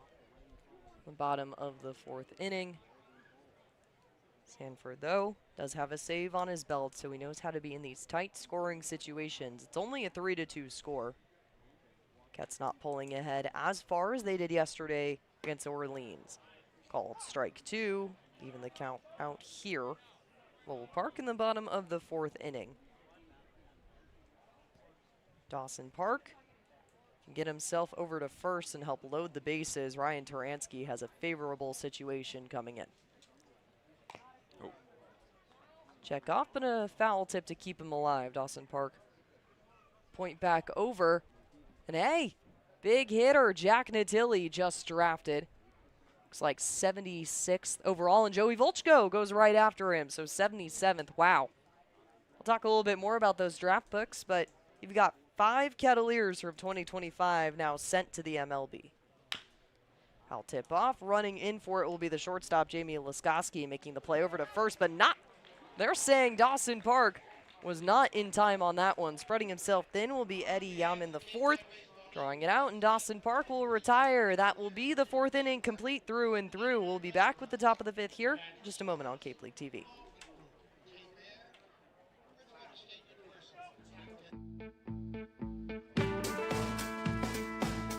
Want to give your kids an experience they'll never forget? That's what our Kettleers clinics are all about. Kids ages 6 to 18 will have the opportunity to learn the fundamentals of baseball and the importance of sportsmanship from some of the top college baseball players in the country. Youth baseball clinics begin the week of June 22nd and end the week of July 20th, and sessions are held from 9 to 11:30 each day. The advanced baseball clinics run from July 27th to the 31st. Head to the Kettleers website for more information.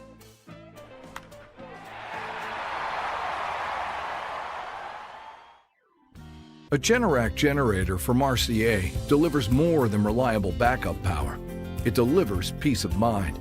Peace of mind that comes from knowing our expert technicians, knowledgeable staff, and emergency service team are here when you need us most. As one of New England's leading Generac generator dealers, RCA provides a 10-year warranty and regular maintenance services to ensure your home stays protected. RCA, powering your peace of mind. Hey Cotuit fans, this is Jackson Yarberry, right-handed pitcher from Indiana University. This is your home for the Kettleers baseball all summer long. Catch all the action from Lowell Park and on the road right here in Cape League TV.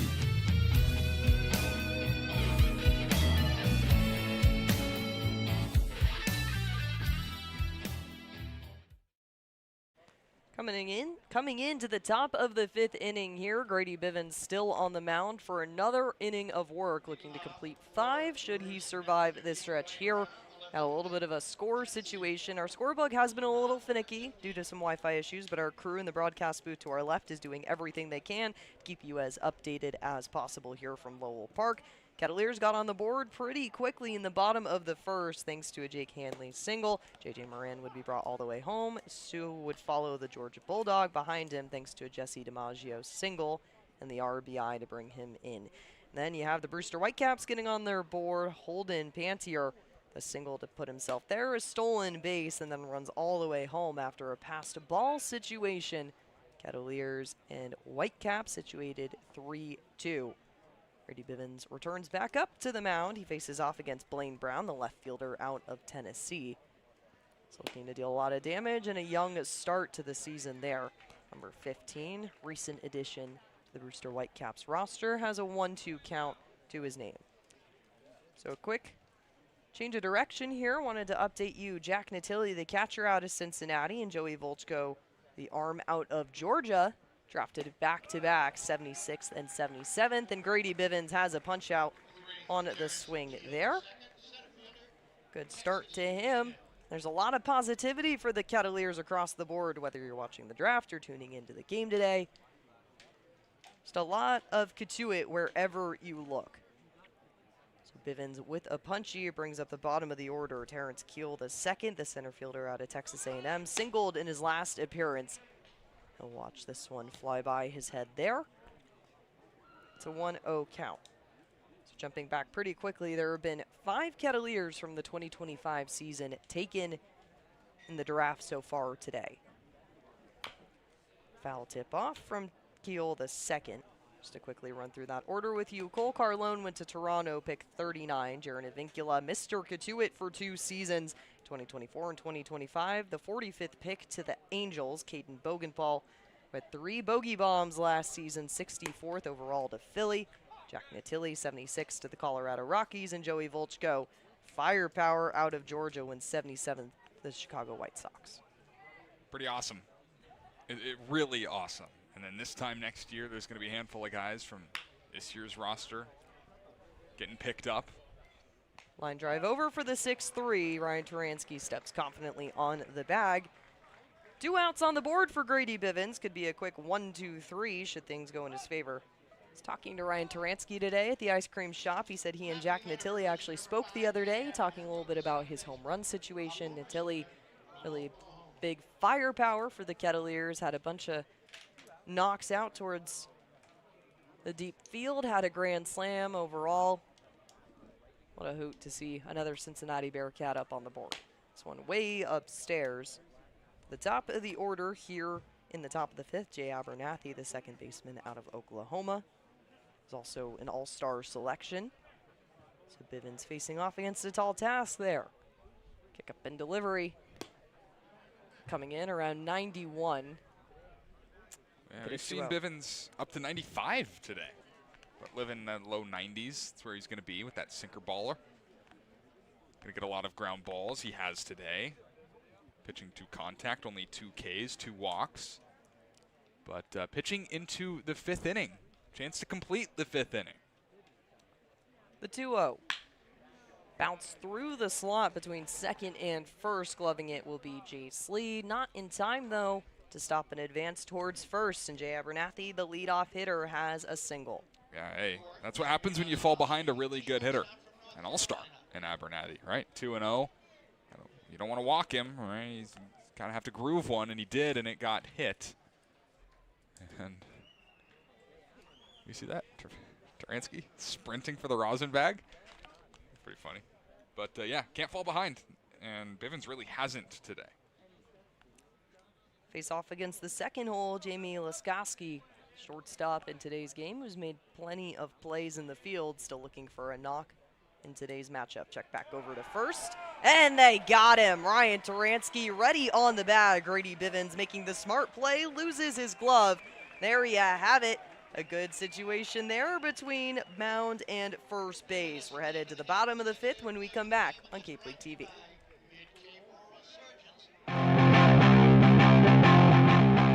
Aubin Equipment has been providing service to commercial landscapers in the Cape Cod area for more than a decade. They're staffed with experts and professionals who will provide you with personal service for all your equipment needs. Aubin Equipment is the exclusive sales and service dealer for Walker mowers on Cape Cod, and we're named the top dealer in Walker equipment 3 years in a row. Find Aubin Equipment online at aubinequipment.com or stop by Monday through Friday at their location in South Dennis.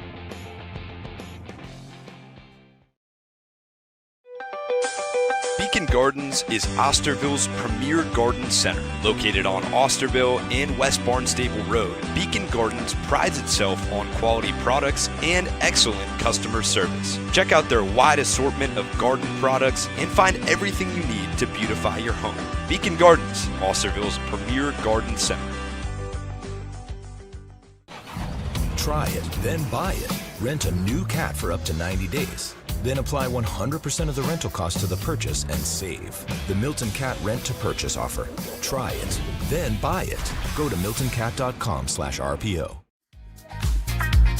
Hey Cats fans, this is Noah Coy, shortstop from Notre Dame. You're listening to Kettleers Baseball on Cape League TV.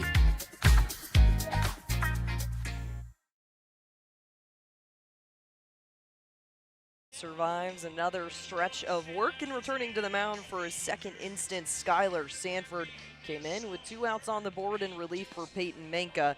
Had a bit of a tall task with him. He got a couple runners on, able to punch out though and get himself on the way. So we're going to take a quick look across the league. You're taking on one of the best in the East. YD can't really catch up to at this moment in time. 19-2-1. Brewster, though, situated with the second place slot, 14-7-1. Cotuit still holding on to a 4th place slot there, though, but they're 2 wins away from matching up against Bourne and Hyannis. It's kind of anyone's game in the West Division. They produced 7 All-Stars of your own, thanks to the West being spread out like it is. So we'll return to the action there, keeping your eye. As long as Cotuit is in the 4th place spot, they have solidified their position, and they will make the playoffs. So Ryan Taransky called strike 1 on his appearance, and hey, Cincinnati Bearcat to another Cincinnati Bearcat. Jack Natilli just drafted. Ryan Taransky and him pretty good friends, so a lot to celebrate for him on the day. And he got free ice cream this morning. What's not to love? The 0-1 count. Clips for strike 2.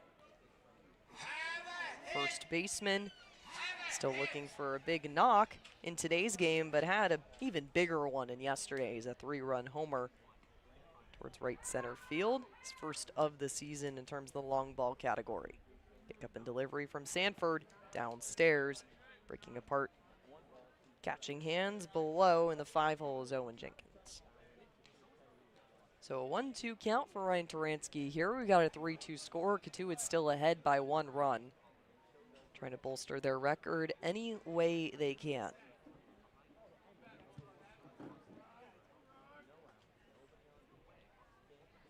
Kick up and delivery. Taransky foul tips this one off. Just over the heads of the dugout there. Looks like Chase Vandermeed in the dugout trying to make a play on that one. Don't want to fall over the fence. It's more of Ryan Taransky's specialty.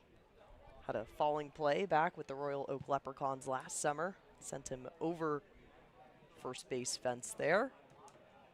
Top 10 play, you don't get those every single day. Kick up way upstairs. Got a 2-2 count for Taransky. Yeah, you got 6 Kettleers so far. AJ Gracio went to the Braves, the 9th overall pick. He was a 2024 Kettleer. Only saw 6 games of action. Hit a homer in that stretch, though. Outside for Taransky. He's pulling closer to what could be his 18th walk of this season. Still holding on strong to a lead league there. Has the team high by a mile. Yeah, and this is why. He works back in counts. He was down 1-2, just patient on the outside corners. The delivery upstairs, and with confidence, Taransky tosses the bat in all of his batting gear. Having a quick chat with J.J. Moran about the situation he could face, and Taransky, there you go. Another walk added to the tally, solidifying himself there. You could get the All-Star nominations just on on-base percentage and walks alone. Taransky would beat out everyone by a mile. Oh, yeah. Yeah, definitely. His average coming into this game was 122, but he to talk about a guy with a lot of walks on the season. His on-base percentage is .387. First pitch to J.J. Moran, clips the zone, 0-1 count to start things off. Turansky with back-to-back walks in 3 appearances, so he's still 0 for 1. Has the 2 free passes, looks to do some damage there. Moran with the 0-1, no outs on the board. This one by the knees, make it ball 1.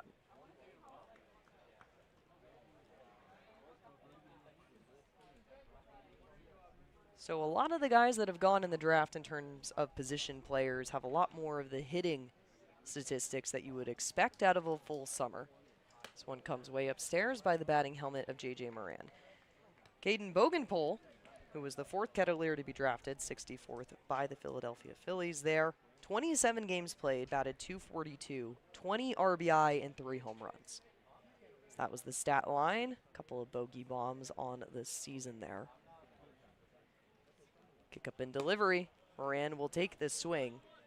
2-2 count, get things started. Jaron Avincula, though, Golden Bear turned Yellow Jacket in a recent transfer, spent 2 seasons with the Kettleers. He was Mr. Cotuit with the highest batting average of .392 in his 2024 season. And that was across 38 games. I'll tip over toward the third base side, making the run and connecting with the first baseman, Eddie Yamin, in the splits. And he got J.J. Moran on the run. Wow. Yamin extended all the way on that one from the pass from Holden Pantier. Listed as a catcher, but he has played some good first base today. He's got a long stretch. Used every inch of that one to make the play. Talk about flexibility. A lot of backstoppy positions can hit the splits. Goaltenders in soccer and hockey, it's kind of an expectation. Swing down low from Jake Hanley, called strike 1. That play. Vincula would come back after phenomenal season with the Kettleers in 2025. 18 games played, 27 hits, 5 doubles on it this season. Hanley watches this one go way outside, 1-1. Batted .360 though in 18 games, 6 RBI. Had to leave early. Georgia Tech, after transferring there, wanted him back for a little bit of summer work. Mr. Cotuit named an all-star. This one checked back towards second, and they say they got Turansky on the fallback play there. Back-to-back innings with a runner caught their respective base, and Turansky will walk back over to the dugout. Don't see that often. Back-to-back pickoffs working successfully. That was a nice inside moon from Skyler on the mound.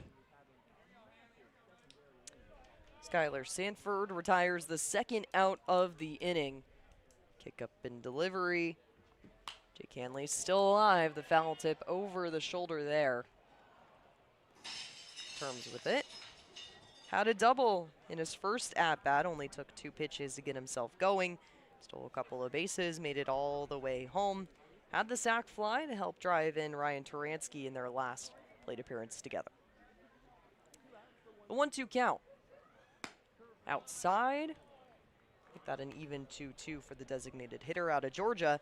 So Turansky saw a teammate go. Jake Hanley didn't have the chance to play with Joey Volchko at Georgia, but Volchko was a menace for Cotuit bats. Also had 2 seasons with the Kettleers. Hanley with the foul wraparound and is not in time. Make that strike 3. Hanley will trot back to the dugout. Surviving another inning is Skyler Sanford. We'll come back to you with the top of the 6 in just a bit on Cape League TV. A Generac generator from RCA delivers more than reliable backup power. It delivers peace of mind. Peace of mind that comes from knowing our expert technicians, knowledgeable staff, and emergency service team are here when you need us most. As one of New England's leading Generac generator dealers, RCA provides a 10-year warranty and regular maintenance services to ensure your home stays protected. RCA, powering your peace of mind. Kettleers Baseball is brought to you in part by Mid-Cape Oral Surgeons, the Maxillofacial Surgery and Dental Implant Center of South Yarmouth. Doctors Theoritis, Meyer, and Sarah Pack are the Cape's leading experts on oral biopsies, wisdom teeth extractions, and dental implant reconstructive surgery. Call 508-398-6055 to schedule an appointment. We thank Mid-Cape Oral Surgeons for their support of the Kettleers.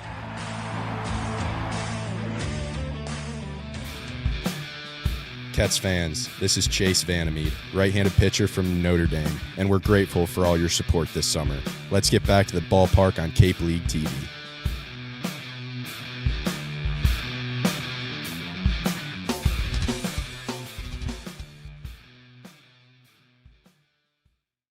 Cotuit Kettleers return for the top of the 6th inning. Grady Bivens looking to surpass what was his longest total against YD on the 29th 5 1/3, so he needs 2 more to overtake that. We have a very special guest up here in the booth with us now, Noah Coy.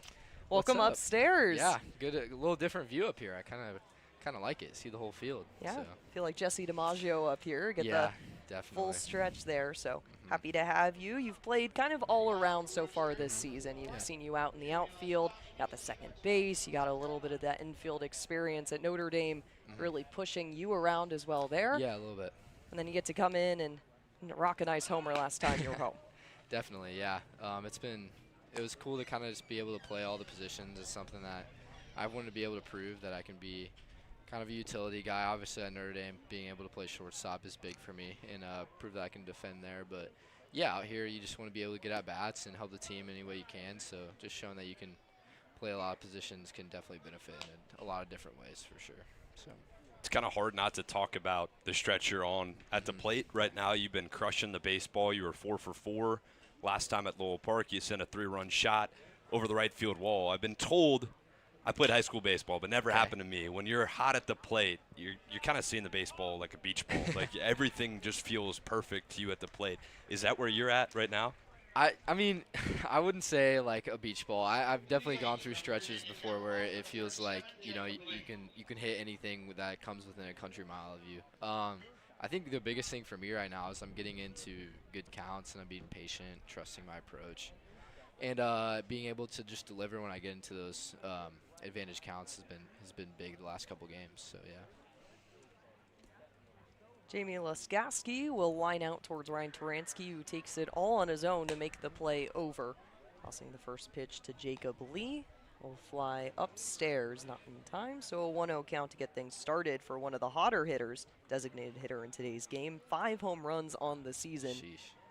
He'll be in that home run derby-esque for the Cape Cod Baseball League. This one hammered Great over into the play. glove of Owen Payton, having to make the turn.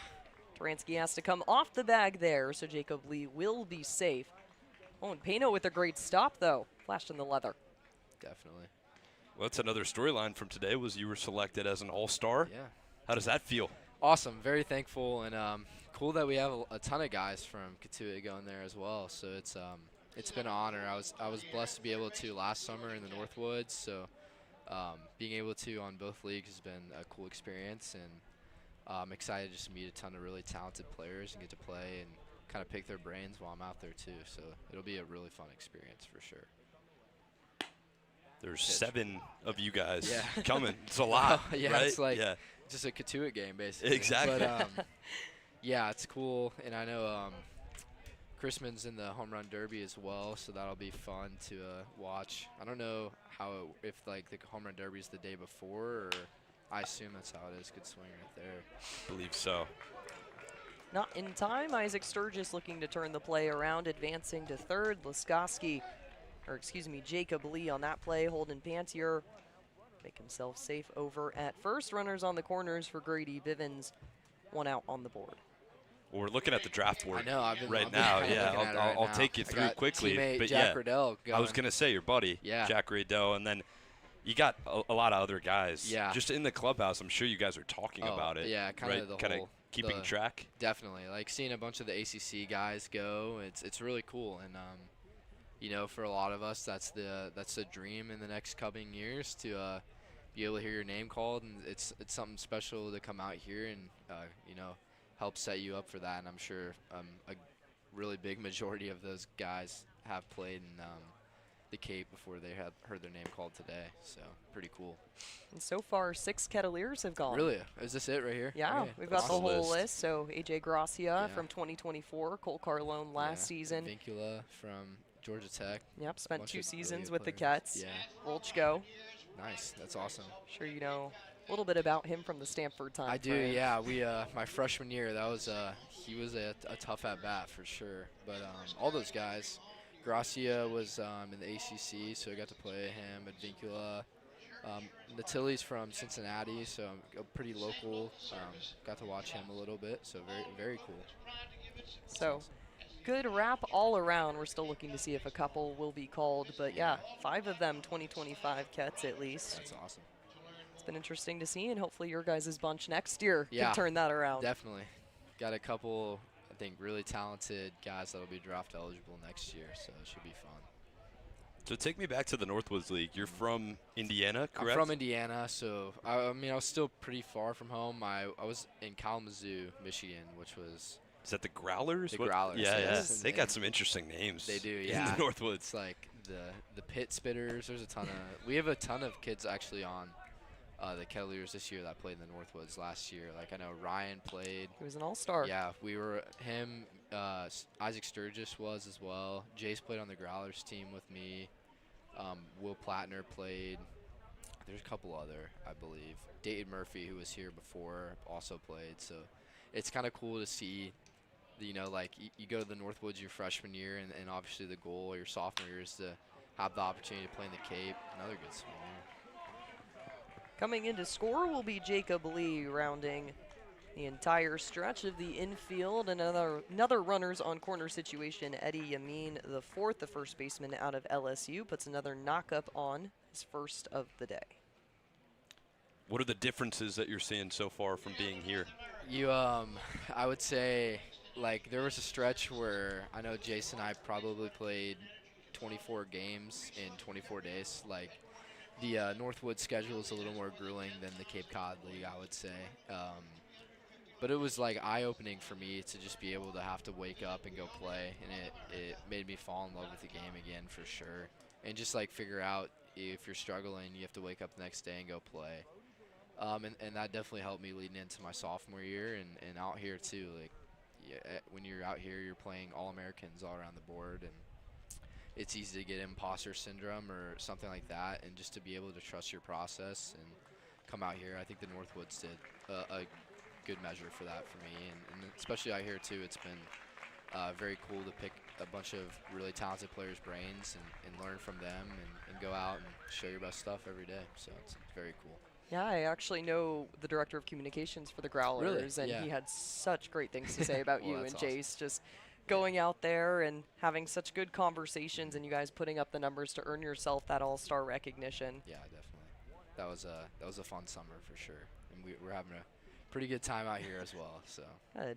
Yeah, definitely a lot more beaches than what you would see in the Northwoods League, and less bus travel. You get the Lake Michigan ones, but the travel is a lot different too. I'll say that. Like, I'd go ride a bus for about 4 or 5 hours and then get off the bus and play. Where I think the longest drive here was probably an hour at the most. So it's a little better out here for sure. What are all the details like? Host family. You've been going to the beach. What's your daily routine looking like? Well, on game days, it's pretty simple. I mean, we get here relatively early, especially on home games where it's like 12:40 or 1. So wake up, either lift or get a good breakfast, and I have 2 online classes I have to take for Notre Dame. So I have to get those on Monday and Wednesday.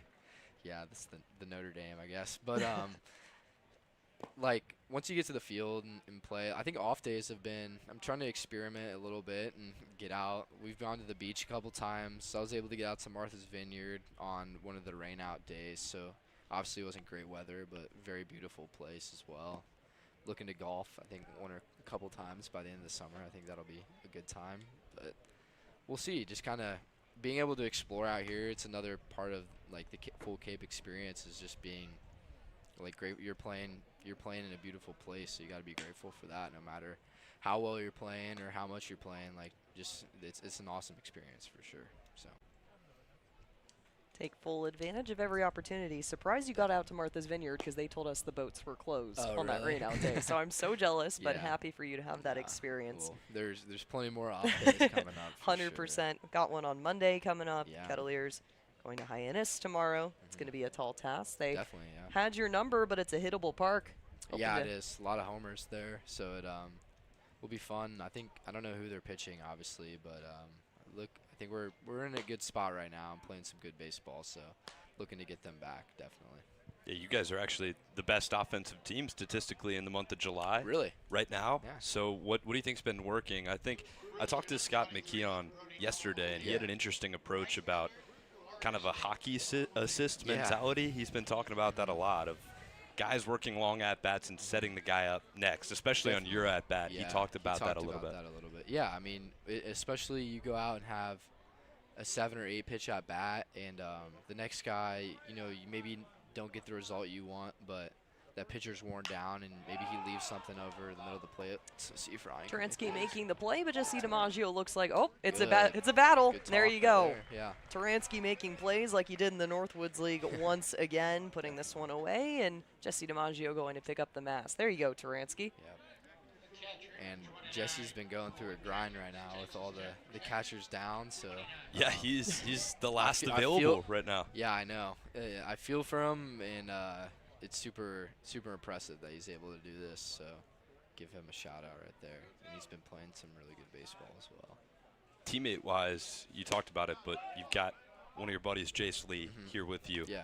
What is that familiarity like? What's your relationship with him? Coming from Notre Dame, you played with him last summer. Well, me and Jace, we've played together since we were like 12 years old. So like, it's probably one of the coolest experiences in my really life to be able to go through like our entire baseball journey together. We played for the same travel team from 12U till we graduated. We've played together and been buddies, and then he committed first, and then I committed like a year or two later, and then we played in the Northwoods together, we joke that like we've literally seen each other or like lived with each other for every day the past 2 years. So it's pretty funny, but no, I mean he's one of my best buds, and super proud of the season he had at Notre Dame, and we kind of went through like the same process, struggled a little bit our freshman year. Had a really good summer, and we're able to get back and kind of show everyone what we're capable of. So, yeah, no, there's no one I'm rooting for more than Jace. Good connection there. Jace Lee, today's right fielder. This one hacked back towards the pitch clock. And he's not on the team anymore, but Chase Vandermeed. Yeah. Definitely an interesting guy to work with. Our bullpen catcher 100%. Had a fright the first time he caught with him. Yeah, he's also one of the best stand-up guys I've ever been around. And, yeah, I'll definitely miss him next year. And he's pitching unbelievable in the summer, so I'm super happy for him to kind of go out and take advantage of his opportunity out here. It's been really good. Towards left center field, running in for this one, Chase Krogberger. But hey, you got your left and center field working together to put away the third out of this inning. We've had so much fun here in the top of the sixth with Noah Coy. Noah, first of all, thank you so much for your time. Thanks for having me. Great broadcast partner up here in the booth. So we'll be back with more of the bottom of the sixth in just a second here on Cape League TV. Awesome. If you can dream it, if you can cruise in it, if you can summer in it, fish from it, or take it for a day at the beach, we can protect it. The Baldwin Group, protecting the possible. Cape Cod 5 is proud to be the official banking partner of the Cape Cod Baseball League. Cape Cod 5 offers a broad range of financial products and services tailored for every stage in your financial journey. Reach out to us. We're here to help. Reader's Hardwood Supply is a candy store for wood, whether you're a professional or an amateur. Reader's Hardwood Supply carries over 70 species of both domestic and imported lumber from around the world, displayed in over 300 self-serve bins for your selection. So for your next project, make it your masterpiece with stock from Reader's Hardwood Supply. The woods of the world are here at Reader's Hardwood Supply. If you're a Massachusetts resident and don't have a bachelor's, you could be attending 4Cs for free, all while preparing for careers that actually move you forward. Aviation maintenance, nursing, dental, funeral service, we've got it all. capecod.edu/free. Try it, then buy it. Rent a new cat for up to 90 days. Then apply 100% of the rental cost to the purchase and save. The Milton Cat Rent to Purchase offer. Try it, then buy it. Go to miltoncat.com/RPO. So new arm for the Cotuit Kettleers. Tyler Finkbeiner comes in to relieve Grady Bivens after a couple of interesting stretches. Jacob Lee would come in to score the tying run, so the Cats situated 3-3. Brewster runs away with 6 hits on the board. Cotuit with 4 looking to bounce back and break the tie. Kettleers and the Brewster White Caps know the tie conversation all too well. The last time these two teams met up, Kyle Kipp on the mound, the former Brewster All-Star, could not escape the tying run. The Cats ended the day with a 4-4 finish. So now, a return to the Brewster lineup of things. Skylar Sanford still on the mound after coming in for relief for Payton Manca in the bottom of the 4th. Would give up a walk before tossing out Dawson Park. Bit of an interesting stretch for him so far on the day. And he's looking to deal a little bit of damage. He and his second baseman, Jay Abernathy, were able to catch Ryan Taransky stealing back in the 5th. I just heard from Noah Coy, who's been versatile infielder for the Cotuit Kettleers. Had a 3-run homer, his first of the season, just a couple days ago. It was a really big game for him, and we're lucky enough for him to join us for a little bit of a stretch. Yeah, what a great guy. That was really interesting. Love to hear about the Northwoods League as well. Just the difference in experiences. A guy from Indiana coming to the Cape. His relationship with Jace Lee, too. That's an awesome story. Growing up together, too, and like he said, sharing most of his life and playing career. Kid out of Notre Dame. It was such a great bond. And coming here, and you got at least one former Notre Dame, so 3 guys who are a part of the Fighting Irish. Makes it feel a little bit more like home. Sanford's dish to Jesse DiMaggio on the foul tip, called strike 1.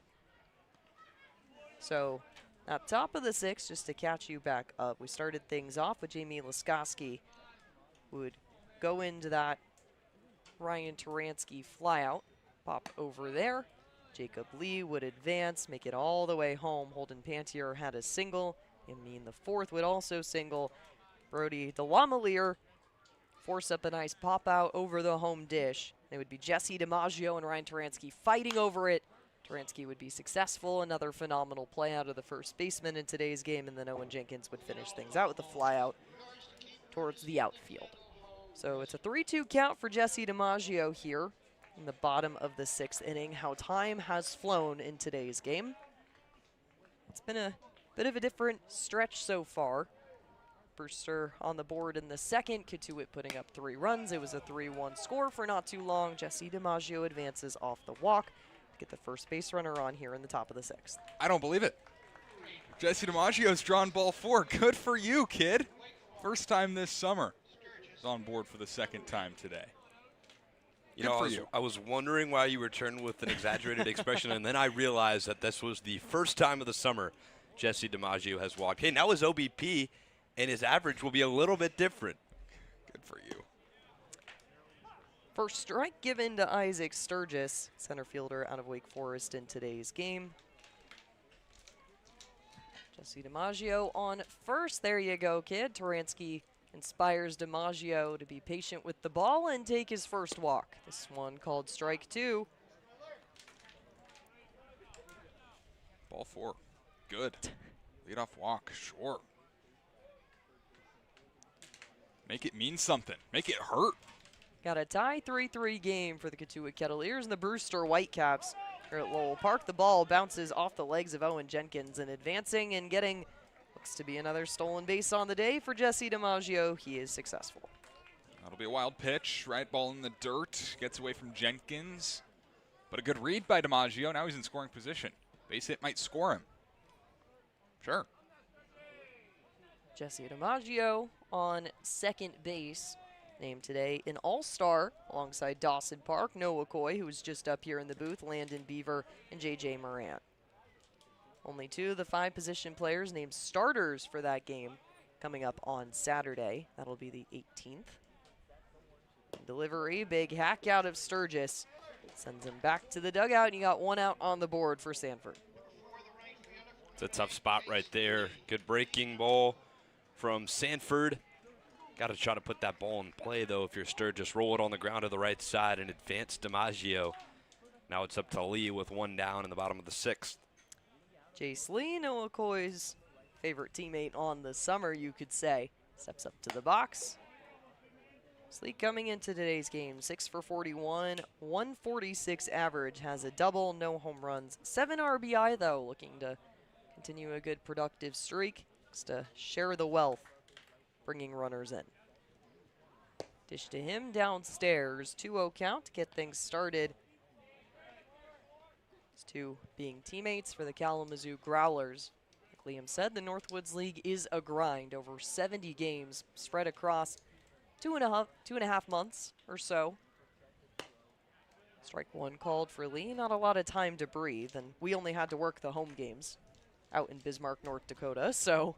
It's a lot of travel. It is a lot. Buses, 7-8 hours at times. Sometimes going up into Canada, too. Lee upstairs does not wrap around. 3-1 count. The right fielder in today's game. 7 for 12 when it comes to the walk strikeout ratio. So keen to follow in Jesse DiMaggio's steps and add another BB to the score tally. This one right down Broadway, 3-2 full count. Coming Jace Lee's way, number 4 in the batter's box. Has a runner on second. 1 out on the board.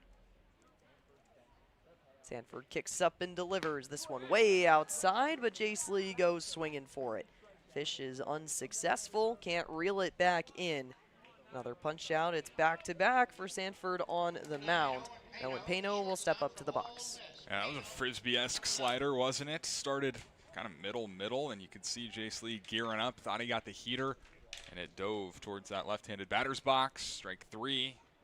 Got him swinging. Interesting spot to take him out here after he struck out 3 of his last 4 batters, but maybe the day for Skylar Sanford. Bit of a conversation up on the mound, and it looks like we'll have a pitching change here at Lowell Park. Getting things set, we'll tell you all about the new Brewster arm momentarily when we come back on Cape League TV.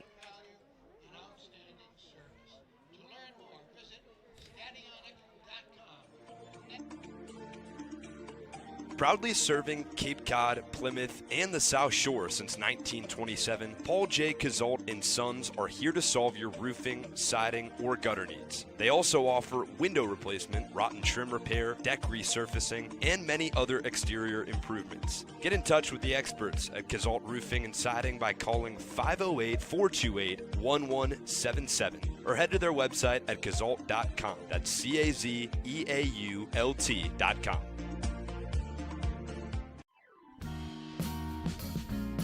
Cape and Coast Bank has been supporting Cape Cod families since 1921. Just like the Kettleers, they believe in teamwork, commitment, and community. Whether you're planning your next big move or need smart business advice, Cape and Coast Bank is there to help. Find out more by visiting capeandcoastbank.com or at their nearby location off Falmouth Road in Marston's Mills.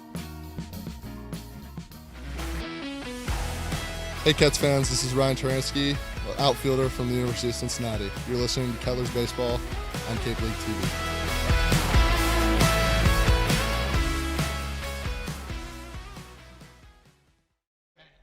Well, the new arm in relief is a lefty that this Kettleers offense trying their best to work against. They do have the best average against lefties, lighting up Payton Manca just a couple innings ago. And hey, Sooner kid up on the mound. How about a championship for you?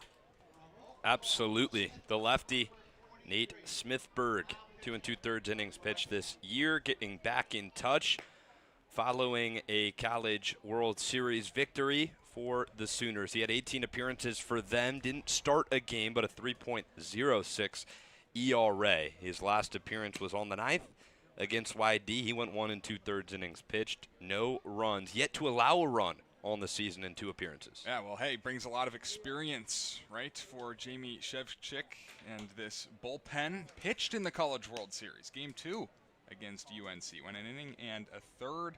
Did give up a couple of runs, but struck out a couple of batters. What an opportunity that must have been for the redshirt senior.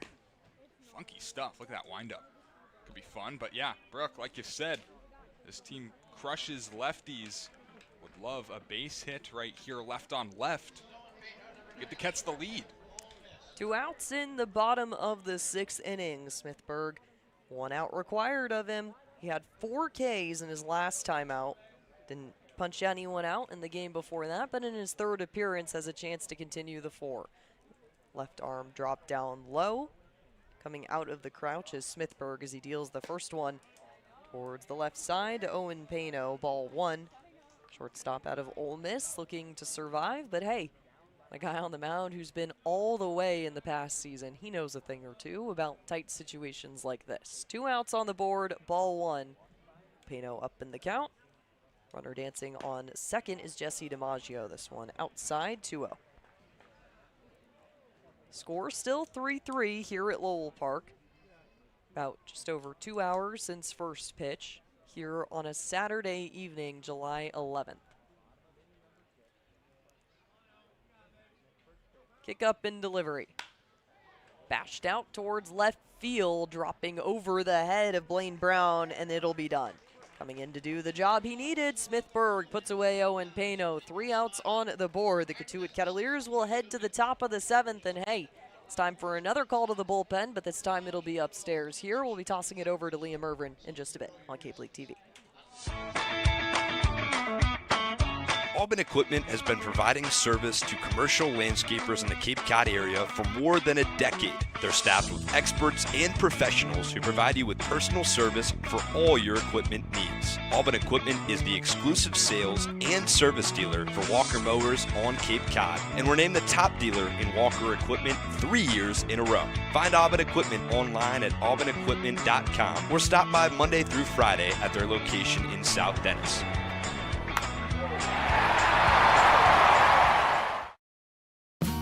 The Kettleers welcome ZoomInfo.com as a premier sponsor for the 2026 season. Smart businesses use ZoomInfo. It leverages data to unlock useful insights, and it allows you to know who to reach out to and how to reach them so you can grow your business. Unlock insights, engage customers, and win faster with ZoomInfo.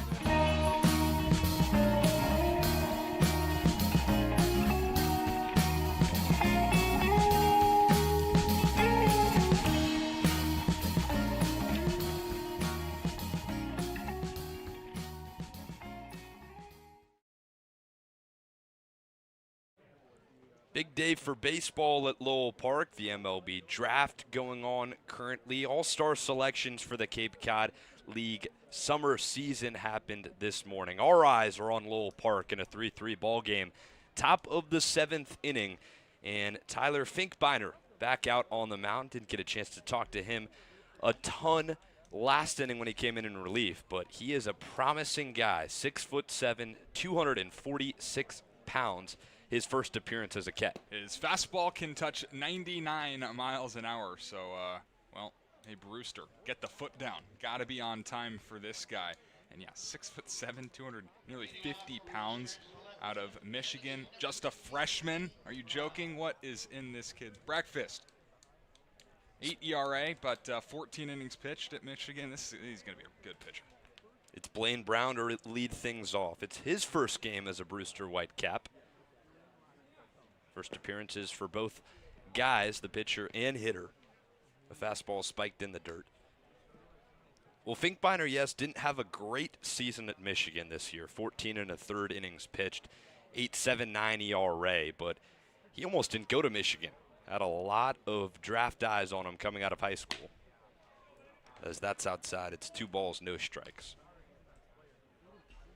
And a big part of that is because of the fastball you just saw right there. He was sitting about 95, 96 for the 2 outs he got in the last frame. The pitch yanks it inside. It's 3 balls and no strikes to Brown. Brown's 0 for 2 today. He had the odd fly out to left field his first time up and then struck out. The 3-0. Lost him. It's ball 4 on 4 straight for Finkbeiner. He came in with runners on the corners and worked out of a jam. This time he'll create the jam for himself. It's a runner on first base with nobody out. That's a good start for Brewster in this inning, right? You want to get that leadoff runner on. That's the go-ahead run. Hopefully we'll be able to play 9 innings today, starting 30 minutes earlier than usual at Lowell Park, 4:30 first pitch. But still, you want to be able to tack a run across. Don't want to tie again. Terrence Keel takes down the middle for strike 1. A 3-3 ball game in the top of the 7th inning. Two teams that are very familiar with one-run ball games this year. Blaine Brown leads off first base. Keel in the box. The pitch. Got him chasing with a breaking ball in the dirt.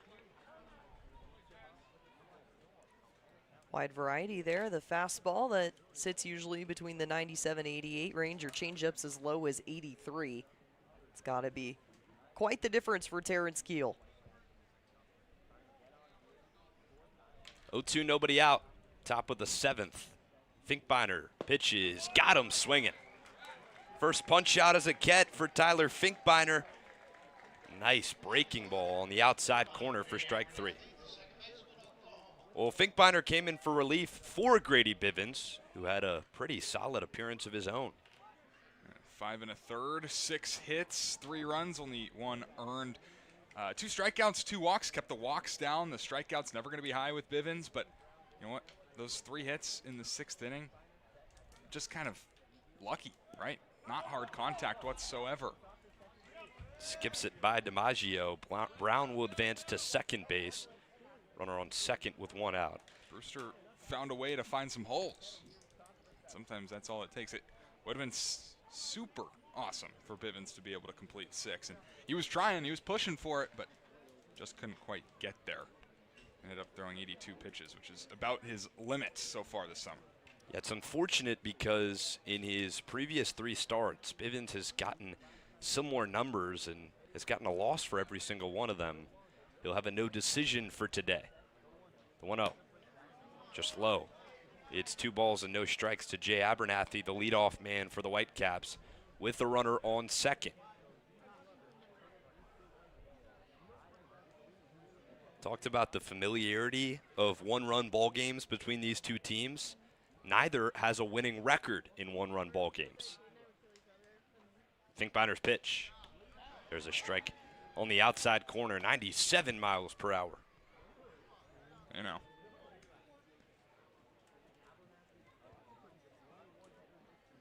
Abernathy at the plate, Brown on second.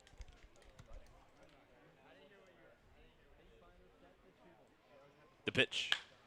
Slices one to left field. Kroberger all over it.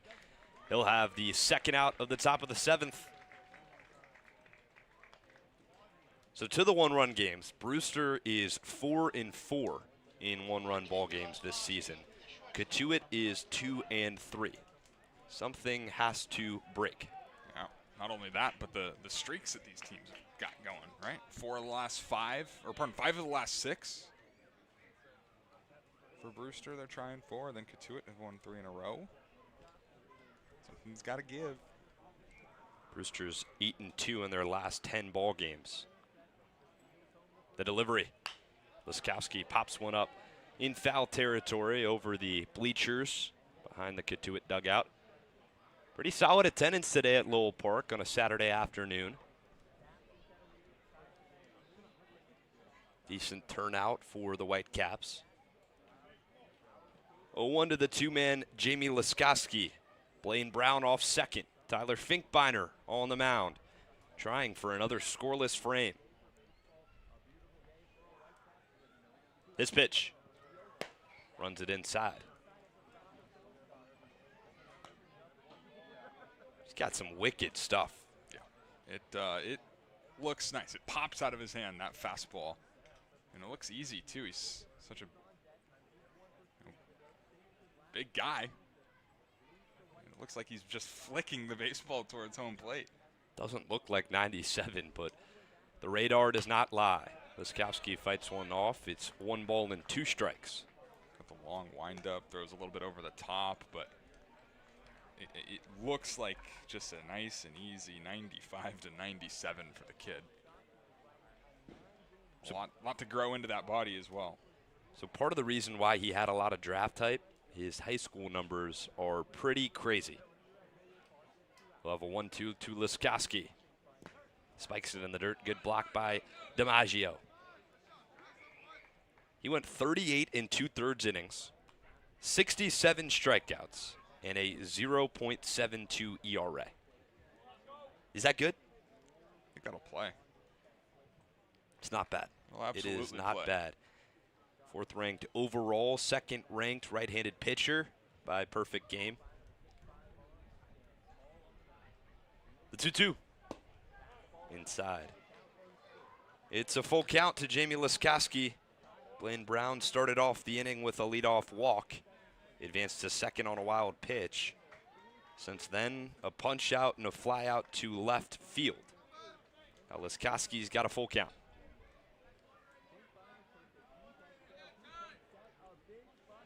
Finkbeiner comes home. Crushes one to right field. Chasing is Lee. He will run out of room. It is gone. Jamie Liskoski puts one over the right field wall, and it's a 5-3 ball game. Change of pace there. Liskoski puts away his 2nd home run of the season. There's a reason he's an all-star. Coming in these clutch situations, he's got 8 RBI overall, batting .310 in just 21 games played. Add another one to the tally, and the lead is suddenly gone for the Kettleers. It's the 2nd homer of the season for Jamie Liskoski. Off the bat, you didn't think that had a chance of getting out of here, at least from our perspective. Knew it was hit well and in the air high, but Lee was tracking to his left, just kept running and found the fence. It was over the wall. 5-3, Brewster claims their first lead of the ball game. Yeah, it was one of those that had that crazy launch angle, right? 95, top of the zone, great swing. Sometimes you got to tip your cap. You know what? I don't think it was a bad pitch at all. Just a great swing. Nice buckle for the breaking ball. Strike one to Jacob Lee. Went 336 feet, 93 miles an hour off the bat. That's also back-to-back games that a new arm for the first time in a season has given up a home run. Lee pops one up to left field. This one will stay in the yard. Kroberger fights back towards the infield and catches it for the 3rd out of the top of the 7th, but not before a 2-run bomb puts the Whitecaps ahead. Liskoski goes big fly. It's 5-3 Whitecaps heading to the home half of the 7th. We'll stretch things out and return back for the bottom half of the 7th on Cape League TV. Aubin Equipment has been providing service to commercial landscapers in the Cape Cod area for more than a decade. They're staffed with experts and professionals who will provide you with personal service for all your equipment needs. Aubin Equipment is the exclusive sales and service dealer for Walker mowers on Cape Cod, and we're named the top dealer in Walker equipment 3 years in a row. Find Aubin Equipment online at aubinequipment.com or stop by Monday through Friday at their location in South Dennis.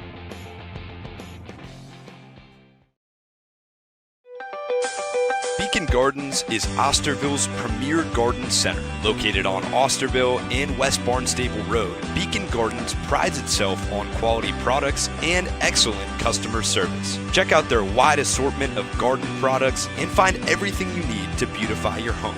Beacon Gardens, Osterville's premier garden center. Try it, then buy it. Rent a new cat for up to 90 days. Then apply 100% of the rental cost to the purchase and save. The Milton Cat Rent to Purchase offer. Try it, then buy it. Go to miltoncat.com/RPO. Hey Cats fans, this is Noah Coy, shortstop from Notre Dame. You're listening to Kettleers Baseball on Cape League TV. We've stretched things out at Lowell Park in a 5-3 ball game. Whitecaps travel to Lowell Park, and they have claimed the lead for the first time of the ball game in the top half of the 7th. We're here in the bottom half, and it's 9-1-2, and the Cats lineup due up. Chase Kroberger, Dawson Park, and Ryan Taransky to try and get some offense back into the Cats as they now trail. Hey, well, Cotuit took the lead late last time against Brewster at their place. Brewster doing the same now. What ended up happening? Brewster ended up tying the game. Why not tie, take the lead, win the game for Cotuit? You picking up what I'm putting down here? I am. Okay. I am. Great. Absolutely. Chase Kroberger could start things off. He'll take low for ball one. Again, 5-3. Brewster on top of Cotuit. It was a tie ball game heading into the bottom of the 6th inning, and Brewster tacked on a two-run bomb from Jamie Laskoski. The 1-0 outside. It's ball 2. The man on the mound is Nate Smithberg. Returns after getting one out and stranding a runner on second base to end off the bottom of the 6th. They'll have a clean start. The 2-0. Runs arm side. It's 3 balls and no strikes to Kroberger, who has already walked on 4 pitches today. On the verge of a 4th.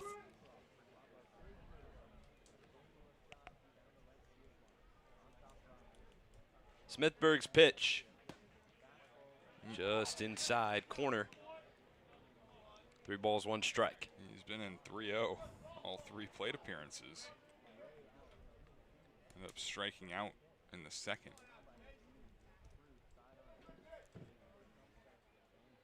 Smithberg fires. That one just outside. It's another walk for Chase Kroberger. He'll head to first base, and that's the base runner you need to get back offensively. Chase Kroberger has seen 15 pitches today. He's not swung the bat 1 time. That is a crazy stat. Can I help you? Nope, just looking. Sure. 2 walks, though.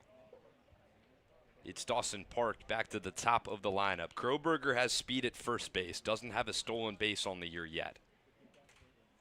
The pitch. Clips the inside corner, strike 1 to Park. Brewster on top by 2, 5-3 at Lowell Park.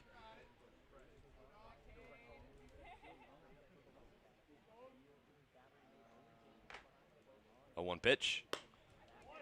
Arm side again, it's 1 ball and 1 strike. Well, kind of a game we expected with the 2 hottest offenses on the Cape in the month of July. Cotuit with a .285 batting average. That's good for first in July.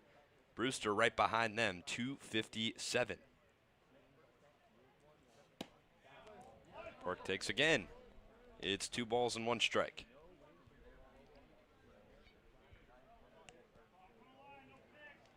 So Sanford got out of the last inning. His final line was excellent. 2 innings pitched. No hits, no runs. Had 3 walks, but struck out 3 as well. Smithberg home. Broken bat. Diving quickly into left field, and it falls for a hit. Park finds his way to first base. Kroberger to second. And the line keeps moving for the Kets offense. There you go, Dawson getting things going here. Lowell Park, 7th inning. That's kind of the rally that you're expecting to see late in this stretch here. Dawson Park had the single back in the 1st, getting things going. Was caught out on the fielder's choice not too long after. Has been a little quiet since then. Getting things moving here. So you've got runner on second in scoring position. Dawson Park at first. And hey, Ryan Taransky looking for your first hit of the day. Smithberg works around some trouble with runners on first and second. Taransky due up. Takes in usual fashion on the inside corner for strike 1. Something to note, Nate Smithberg, the lefty on the mound. His Cape League season high for pitches is 23. He hasn't gotten an out yet, and he's working on his 15th year. Finds the zone again. It's quickly 0-2 to Ryan Taransky.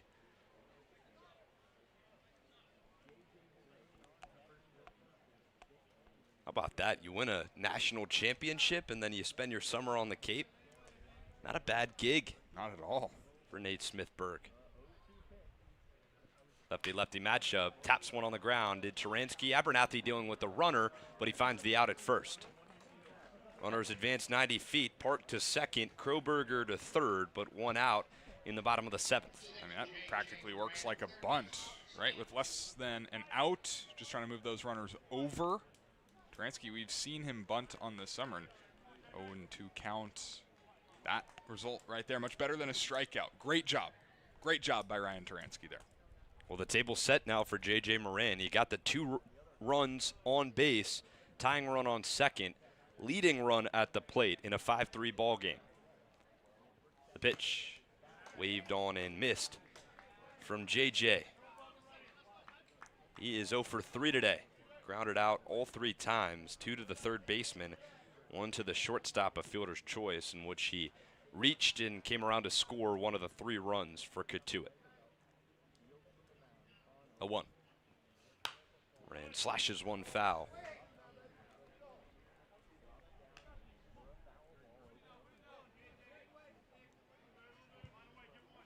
Park off second. Kroberger off third. J.J. Moran due up with 1 out in the bottom of the 7th. Smithburg's pitch. Chops one on the ground to the second baseman. That'll work for a run. Abernathy to the backhand and has the second out, but one comes across to score. It's 4-5. Cotuit clawing back at the fresh lead for the Whitecaps and now down by 1. That is situational baseball. Yes, you would have loved to put one into the outfield, score 2, tie the game. But sometimes in this type of situation, got to work with what you got. You're in an 0-2 hole against a guy that can certainly punch out batters. And good job to put the ball in play, get the run home. Jake Hanley, last hope for offense. Swings at the first pitch. It ricochets off the glove of Owen Jenkins behind the plate. It's 0-1.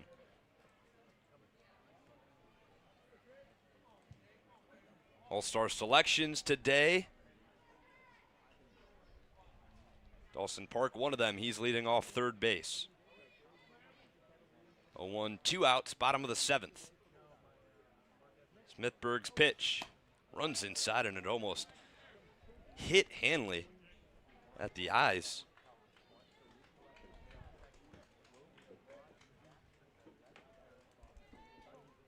Cotuit on a 3-game winning streak. Trying for their 4th. They'd need at least 1 more to get back into this game. Hanley swings through a fastball at 89 miles per hour. It's 1-2 to the cleanup man in the Cats lineup. Park leads off third base. 1 ball, 2 strikes, 2 outs, bottom of the 7th. The pitch takes low and away. Good hold on a breaking ball that looked appealing at first for Hanley. Yeah, Hanley to kick things off. Back in the first, had 1 strike before singling. Had the sac fly, the first pitch he saw in the third, and his 2-2 counts in those last 2 at-bats. 2-2, got him swinging. Went back to the breaking ball, this time a little more in the strike zone, and he punches out Jake Hanley for strike 3. Runner will stay stranded on third base. That will be Dawson Park. First strikeout for Smithburg. But 1 run does come in to score in the bottom of the 7th. It's 5-4. Brewster remains on top. Finkbeiner out to the mound when we return for the top of the 8th.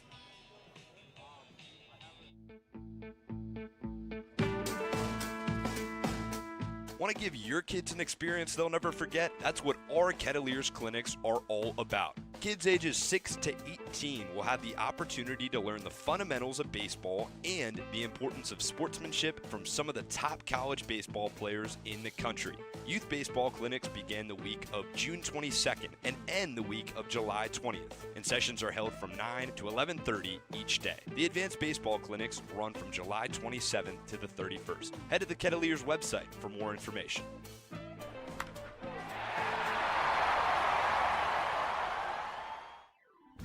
A Generac generator from Mercier delivers more than reliable backup power. It delivers peace of mind. Peace of mind that comes from knowing our expert technicians, knowledgeable staff, and emergency service team are here when you need us most. As one of New England's leading Generac generator dealers, RCA provides a 10-year warranty and regular maintenance services to ensure your home stays protected. RCA, powering your peace of mind. Hey Cotuit fans, this is Jackson Yarberry, right-handed pitcher from Indiana University. This is your home for the Kettleers baseball. Ball game, top of the 8th inning at Lowell Park. Tyler Finkbeiner, the second arm today for the Kettleers. First out of the bullpen, and he needs a 0 in the top of the 8th to get the Kets moving as they trail 5-4. Big time, right? Need to hang a 0. only trailing by a run, certainly obtainable with how good the offense has been in the month of July. Got to do your job here, though. The shadows have casted over the field at Lowell Park. Time to go. Get 3 quick outs. Get the boys back up and swinging. Fighting the Whitecaps offense, also fighting darkness. First pitch pops it up on the infield. Playable for Taransky in foul ground, and he has it. 1 pitch, 1 out. Pantier foul pop-up that is played for the first out. It's about 3 pop-ups to Taransky today that he's really been confident in getting under. He had kind of the bobble one just a couple innings ago towards the foul side of things, but he rushed on in to get the Brody DeLamelier play back in the 6th. He's been all over the place at first base today. Well, he's a traditional outfielder, so maybe a little more comfortable with the pop flies. First pitch to Yamin the 4th takes on the hands for ball 1.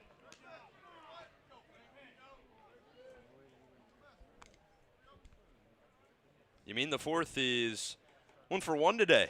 Hit by a pitch, walked, and singled his last time up. This is his first time facing Finkbeiner, though.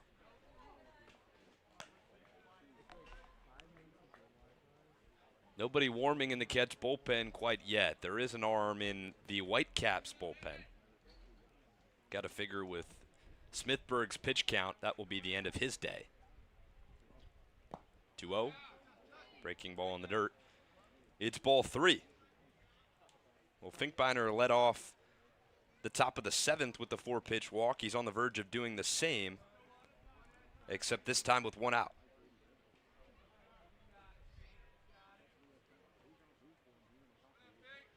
You mean the 4th out of LSU? Snapped an 0 for 4 streak today. Takes on the corner for strike 1.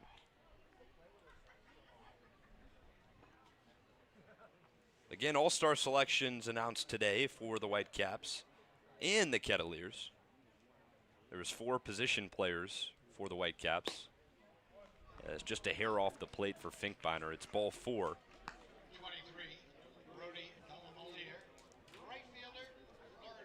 Yamin receives a free pass. He'll head to first with 1 out in the top of the 8th. 5-4 the score. Brewster ahead of Cotuit.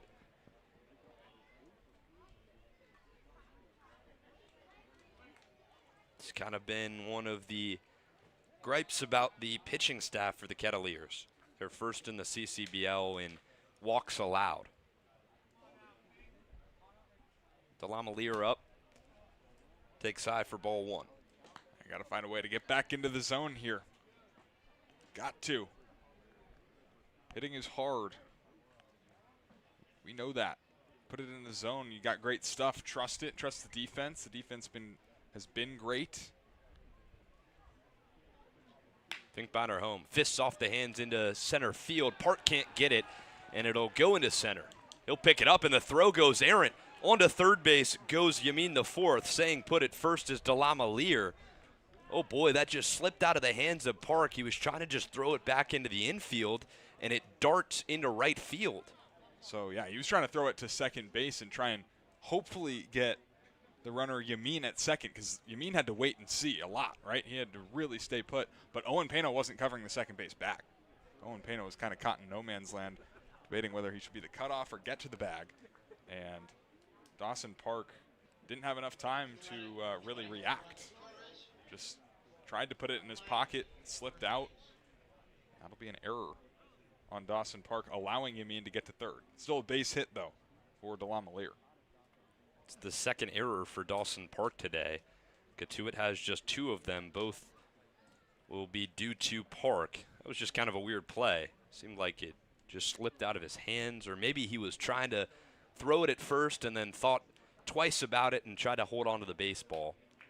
Nonetheless, it'll be runners on the corners with 1 out in the top of the 8th. So what? Next pitch. Little jam shot single. What are you going to do? That's baseball. Next pitch. Get right back on the rubber and get a ground ball. Catcher coming up. Broadcaster handbook, I think it indicates that we have to say he's one that can ground into a double play. He called for a 6-4-3 the other inning. You almost got it. Oh. This would be the biggest spot of the ball game.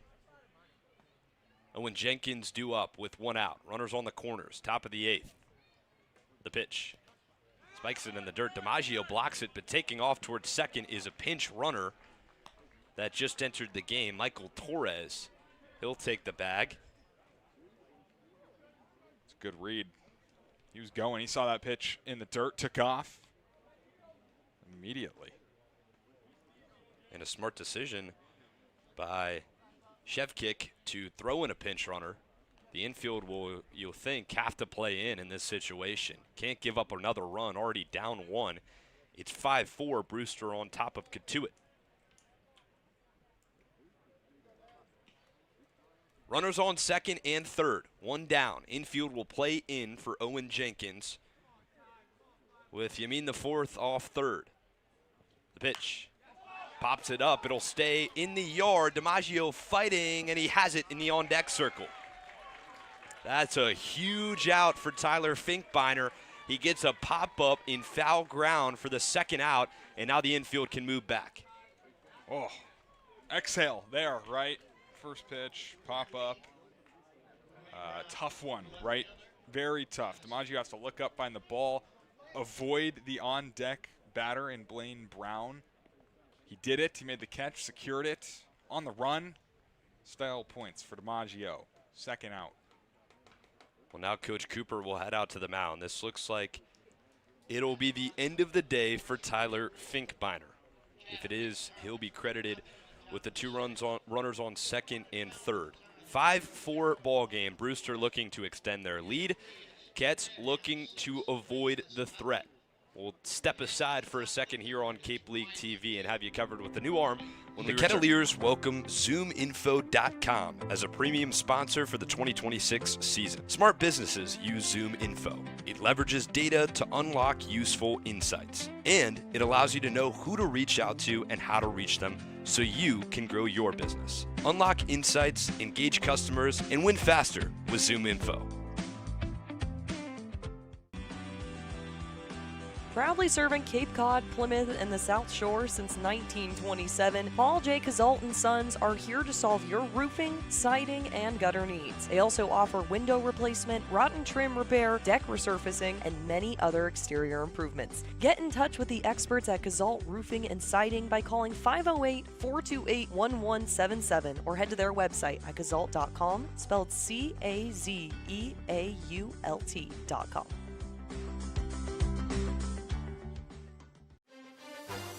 Hey Kets fans, this is Brady Chrisman, catcher and outfield from Mississippi State. You're listening to Kettleers Baseball on Cape League TV. Tyler Finkbeiner out, the new arm entering the game. Another guy in his first appearance as a Cotuit Kettleer. It is Hayes Melville, the right-handed pitcher. He was at UT Arlington this season, 6 foot, 175 pounds. Recently announced his commitment to Oklahoma.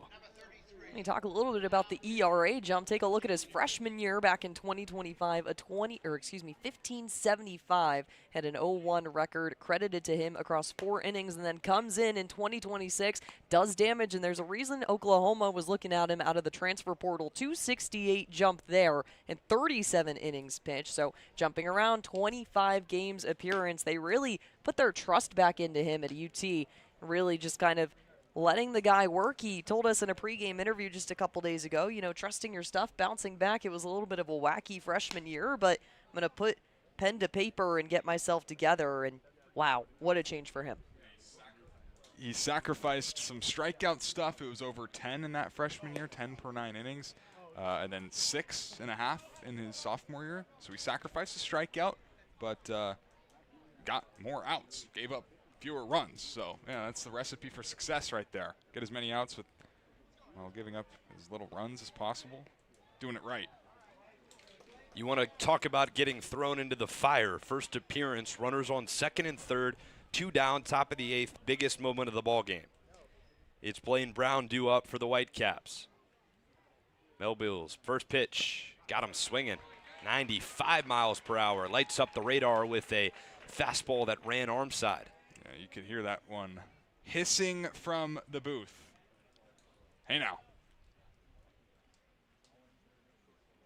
Runners lead off second and third. Torres off second. Yamin the fourth off third. The pitch. Pops him up. It'll stay in the infield. Payton calling for it in shallow left. He's got it. What a first appearance for Hayes Millville. Comes in the ballgame in the most high-pressure situation and gets the out the Kets need. It'll remain a 5-4 ball game. We'll head to the home half of the 8th where the Kets need some runs. Next on Cape League TV.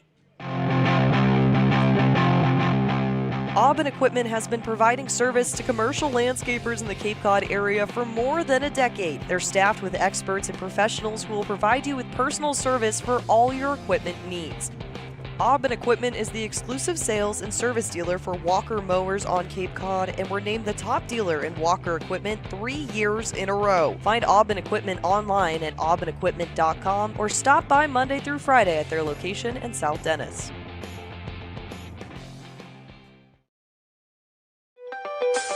Beacon Gardens is Osterville's premier garden center. Located on Osterville and West Barnstable Road, Beacon Gardens prides itself on quality products and excellent customer service. Check out their wide assortment of garden products and find everything you need to beautify your home. Beacon Gardens, Osterville's premier garden center. Try it, then buy it. Rent a new cat for up to 90 days. Then apply 100% of the rental cost to the purchase and save. The Milton Cat Rent to Purchase offer.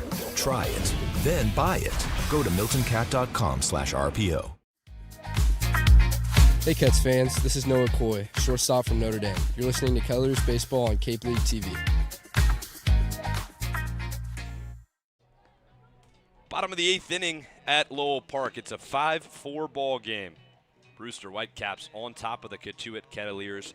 Third time this year the two squads have faced off. First one was in favor of Brewster.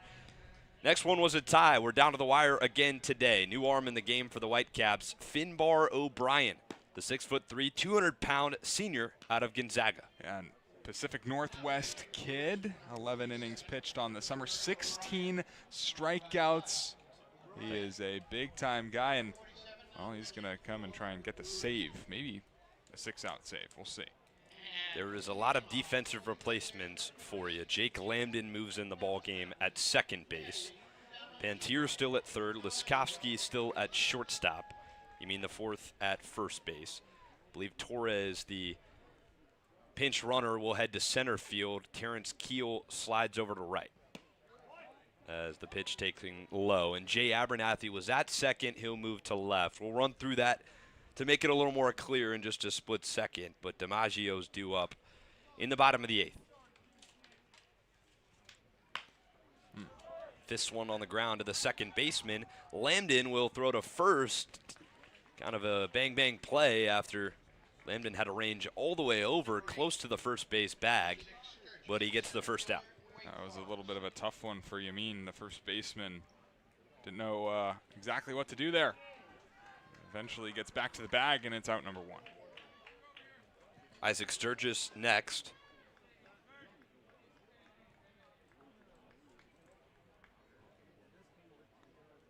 First pitch from O'Brien, outside.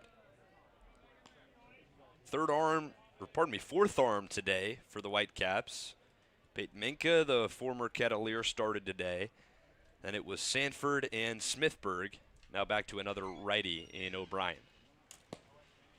Pitch just on the corner for strike one. It's a 1-1 count to Isaac Sturgis.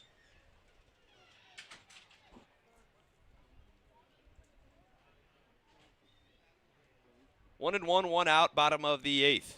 O'Brien home. Fouls one off.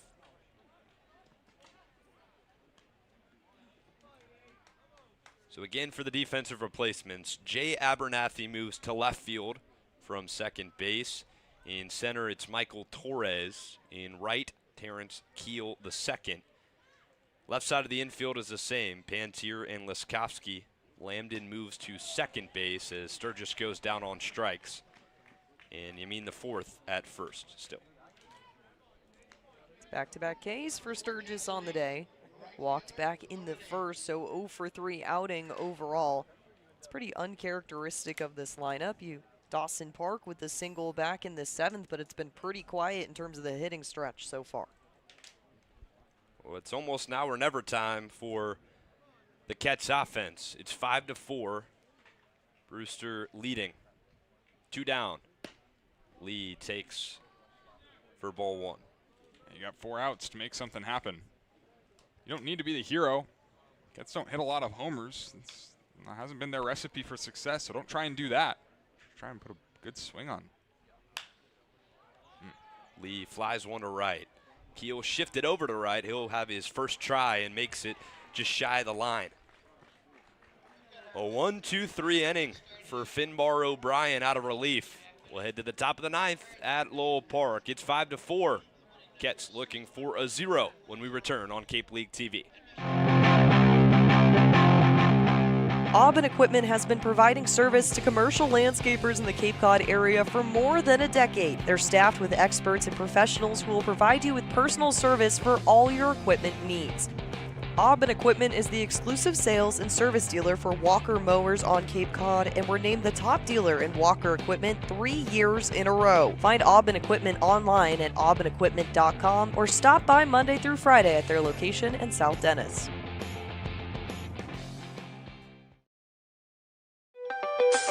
Beacon Gardens is Osterville's premier garden center. Located on Osterville and West Barnstable Road, Beacon Gardens prides itself on quality products and excellent customer service. Check out their wide assortment of garden products and find everything you need to beautify your home. Beacon Gardens, Osterville's premier garden center.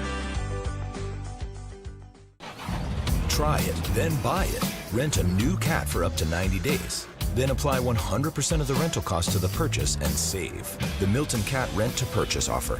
Try it, then buy it. Go to miltoncat.com/RPO. Hey Cats fans, this is Noah Coy, shortstop from Notre Dame. You're listening to Kettleers Baseball on Cape League TV.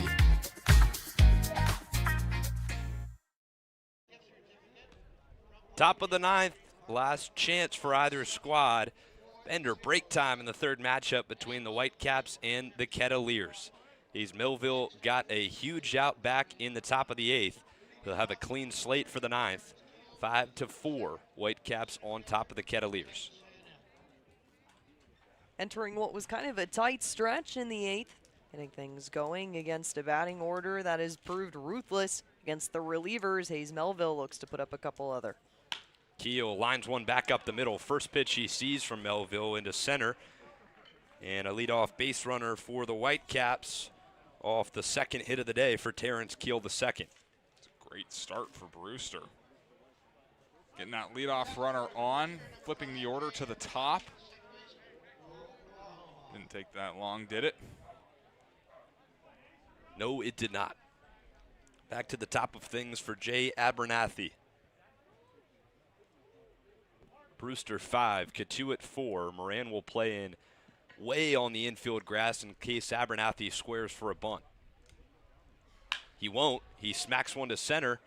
Chasing over is Lee. Sturgis will call him off and catch it for the first out. That's an interesting decision. They've put on a bunt play a couple of times that Keel has reached today. Opts not to, and Abernathy flies out. And hey, you know what? That's 3 batters that Melville has faced, and that's 4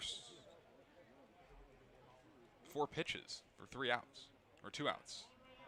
They're swinging. That's the point I'm trying to get across. They're swinging. Aggressive. Could be in part to Melville living in the zone as well. Back to first checks Melville. Jamie Laskowski, the guy who hit a 2-run bomb his last time up.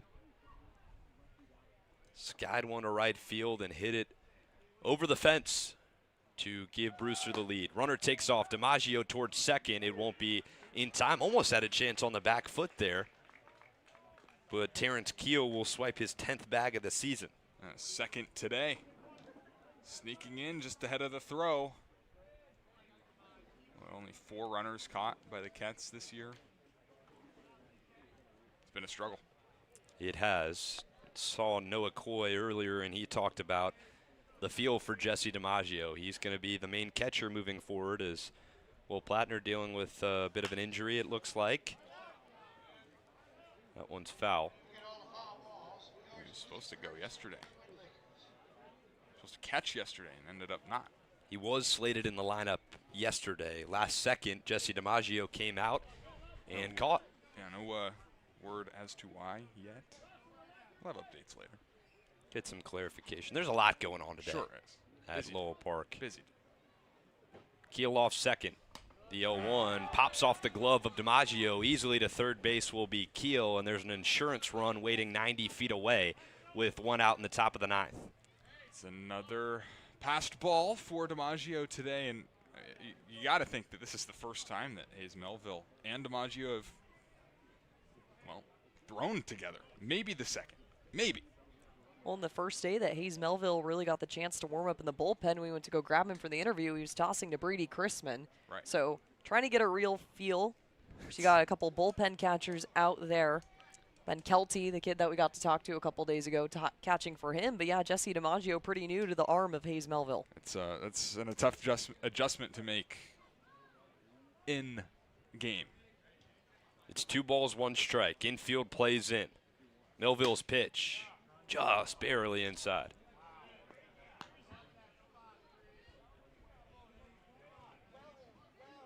Three and 1 to Leskoski. You can't let this run score. It's a 1-run ball game. 5-4. Brewster leads. The 3 and 1. That one not close. It's okay. Right, it's not the most ideal, but think about it like this. Now, the middle of the infield could back up a little bit. You got a guy that strikes out 40% of the time coming up. Double play gets you out of the inning. That run on first base means nothing, right? That's kind of the mentality that you got to have. You just have to prevent that runner from third from scoring. You got an opportunity with a big-time big-time guy that strikes out a lot. Coach Cooper will show that with the infield in. Leskoski didn't take off towards second yet as that pitch barely misses. Yeah, now that being said, you can't allow a stolen base, and now they're going to move him in, so they're really not paying attention. You assume Leskoski will take off in this situation. The 1-0 count to Jacob Lee. He does take off, and they'll let him swipe second. 2 runners in scoring position in the top of the ninth. A 5-4 ball game, Brewster leading.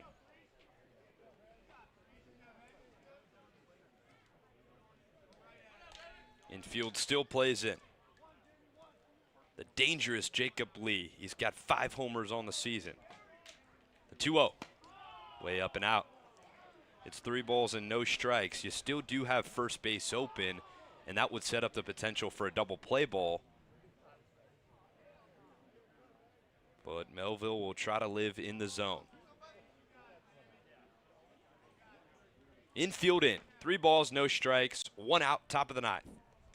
The pitch. That one finds the corner. Caught Jacob Lee on his trot over to first base. He was fully convinced that was outside the zone, but reel it back in. You got a chance here. Lee's got 5 homers again, the most on the Cape. Through 22 games, this is the 23rd. 3-1 blew it by him with 95 on the hands. 3-2 to Jacob Lee. Battle all the way back here. From 3-0, now 3-2. Go after him. Get him. Melville's first appearance as a Ket. Another big spot for him. The full count pitch. Tips it off the glove of DiMaggio. He actually swung and missed. It goes all the way to the backstop, and Keel comes in to score. Drop third strike, and Lee advances to first.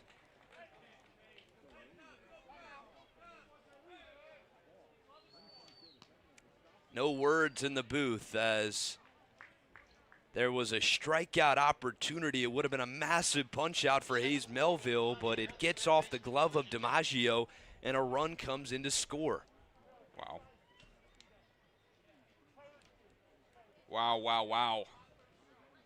I thought it was foul tipped, honestly. That's what it looked like. But didn't sound... yeah, wow. That's tough. Lee kind of immediately knew it wasn't. He dropped the bat and ran a hard 90 down to first base. Keel also might as well just take your try at home plate. Even if it was a foul ball, the umpire would have ruled everything dead, but it wasn't. It was a swing and miss. That'll be a strikeout for Lee. That moves him to first base. First strikeout for Melville. As Kett still finds way to allow a run. Runners on the corners. The pitch. Outside, it sailed a breaking ball to Pantier. Now it's a 6-4 ball game. Kind of a different situation. The double play ball is intact for the Cats. Pantier is 2 for 3.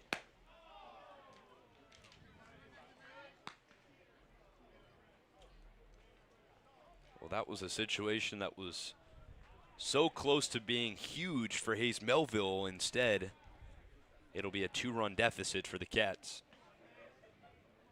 His pitch, high. Ryan Buckler is warming in the bullpen. So far, outside of the flyout from Jay Abernathy to kick things off in the 9th, it's been a 3-ball count. Single time. Got 2 strikes in the past few. Runner takes off to second. DiMaggio opts to frame it on a 3-0 pitch. And he finds the strike, but Lee will move to second base. Defensive indifference there. No attempt by DiMaggio. The infield moves in again. The pitch. In on the hitter Pantier, and he'll head to first base on 5 pitches. Second walk of the inning. 1 out, bases loaded. This is a sticky situation. It is just the 5th walk today for the Cats pitching staff. Pardon me, 6th. The bases will be loaded for Edward Yamin IV. Corners play in, middle back. First pitch sails to the backstop. Another run will come in to score. DiMaggio thought about throwing it back to Melville, but it won't matter. It is 7-4 as Laskowski slides in safely. 94-mile-an-hour heater coming off the top for the wild pitch. Jesse DiMaggio has really had to pop out of the squad a couple of times to try and take these back, and rushing towards the backstop more times than he'd probably like to admit. You work with a new arm. It's the question of just getting adjusted the first couple of pitches, but we've seen this 3 to 4 times now today. Deep breath from Melville. Home, man, and that is not there. It's 2 balls, no strikes. He's fallen behind way too much here.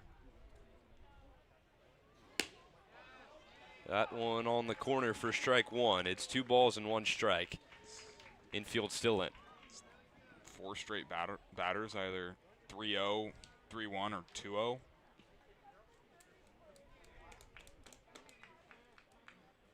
Two and 1. On the hands, it's 3 balls and 1 strike. Almost hit the batting guard of Yamin IV, but he pulled out of the way last second. Lee off third, Pantier off second. The pitch. He lost him. It's 4 consecutive batters now that have had a 3-0 count, have advanced in some capacity. You had the wild pitch for Jacob Lee to get himself over to first, but 3 walks now. That's the 5th time that Yamin has been on the bases today. My goodness. He's 1 for 1. He's 1 for 1, and he's been on 5 times. Head coach Rob Cooper for the Cats will head out to the mound. That'll be the end of the first appearance as a Kettleer for Hayes Melville. Into the game will be Ryan Buckler. We'll step aside for a sec and return for action in the top of the 9th. 7-4, Brewster on top.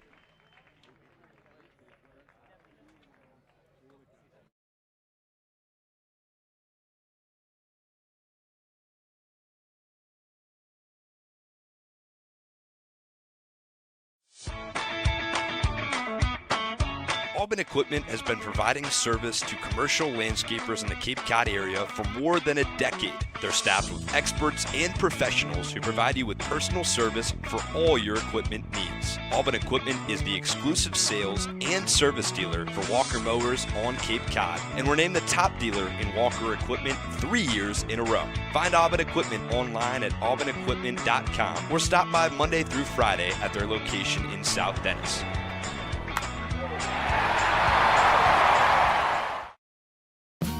The Kettleers welcome ZoomInfo.com as a premier sponsor for the 2026 season. Smart businesses use ZoomInfo. It leverages data to unlock useful insights, and it allows you to know who to reach out to and how to reach them so you can grow your business. Unlock insights, engage customers, and win faster with ZoomInfo.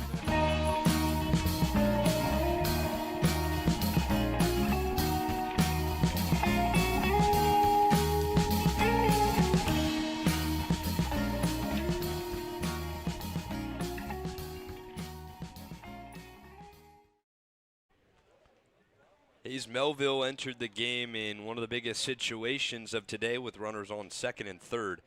Got a pop out with the clean slate in the ninth. Didn't go in his way. He's allowed 2 runs and was removed from the ball game by Coach Cooper. Into the game will be Ryan Buckler with a 7-4 deficit. You hear that? The sirens? He's here, the fireman, trying to put it out. Big opportunity for big game Buckler. The ERA is still high, 5 games on the summer, making his 6th over 10 innings pitched. But he really settled in since that first outing, which was rough. He gave up 5 runs. Since then, he's been really good. He was great last year as well. Pitched 4 innings last time out against Falmouth. Lost things at the end, but for the first 3 2/3 was near perfect. Need a competitive appearance from him right here. He'll face the pinch runner last inning, Michael Torres, with the bases loaded and 1 out. The pitch chops it on the ground to the second baseman, Park. This could be 2. Payton to first. Got it. 4-6-3. 1 pitch and 2 outs for Ryan Buckler.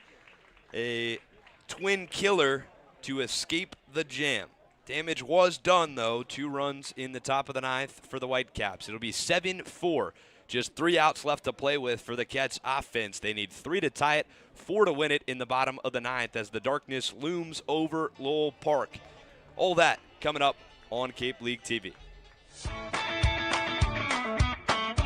Aubin Equipment has been providing service to commercial landscapers in the Cape Cod area for more than a decade. They're staffed with experts and professionals who provide you with personal service for all your equipment needs. Aubin Equipment is the exclusive sales and service dealer for Walker Mowers on Cape Cod, and we're named the top dealer in Walker Equipment 3 years in a row. Find Aubin Equipment online at aubinequipment.com or stop by Monday through Friday at their location in South Dennis.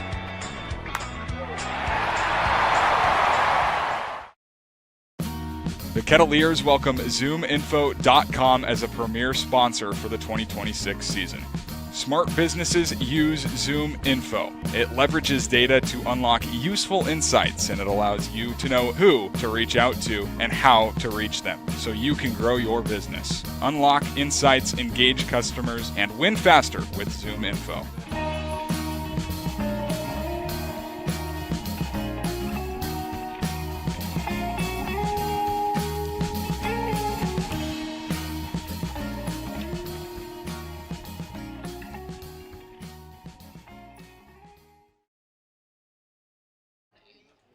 A loaded day at Lowell Park. All comes down to the top of the ninth. It's 7-4. Brewster White Caps on top of the home team, Cotuit Kettleers. 3 outs left for the Cats to spark some offense. Owen Payton, Chase Krillberger, and Dawson Park do up. Well, we've seen crooked numbers from this team in the past couple of days. A couple of 3-run homers, back-to-back games. You know what I'll say? 3-run homer in this inning would not hurt. Why not, right? Trailing 3. Starts with a base runner, though. Owen Payton's been on. He's 1 for 3, singled. Why not start it with the walk and get the line moved? Let's go. Payton starts off against Finbar O'Brien, who brushes a fastball by him at 93 miles per hour. O'Brien went 1-2-3 last inning. It's a 7-4 ball game as that one outside. Two hot teams coming into today. Cotuit was on a 3-game winning streak after losing 6 straight. And Brewster just a 1-game streak, but they're 8-2 in their last 10. 1-2 is Payton.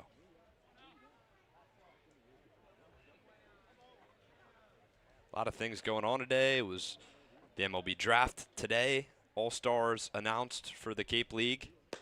And a great ball game right here at Lowell Park. Really was. Really has been a good game. Last inning got a little out of the whack. A little sloppy. But still, storybook finish could be in order. Payton is down on strikes. 95 by the bat of the lefty. One down, second punch out for O'Brien. Finbar O'Brien. From fastball. Here it is. Let's go. 2-2. I'm just going to groove it. You're not going to hit it. Good mentality to have. One out in the 9th. Chase Kroberger, then Dawson Park. One out. Bottom of the 9th at Lowell Park. On the corner for strike one.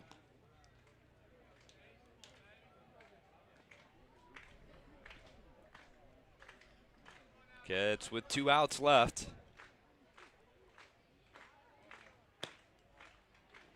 On the corner, strike 2. It's 0-2 with 1 out to Kroberger.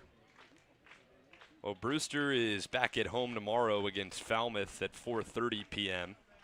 Ketts will hit the road and travel to Hyannis to take on the Harbor Hawks at 6 p.m.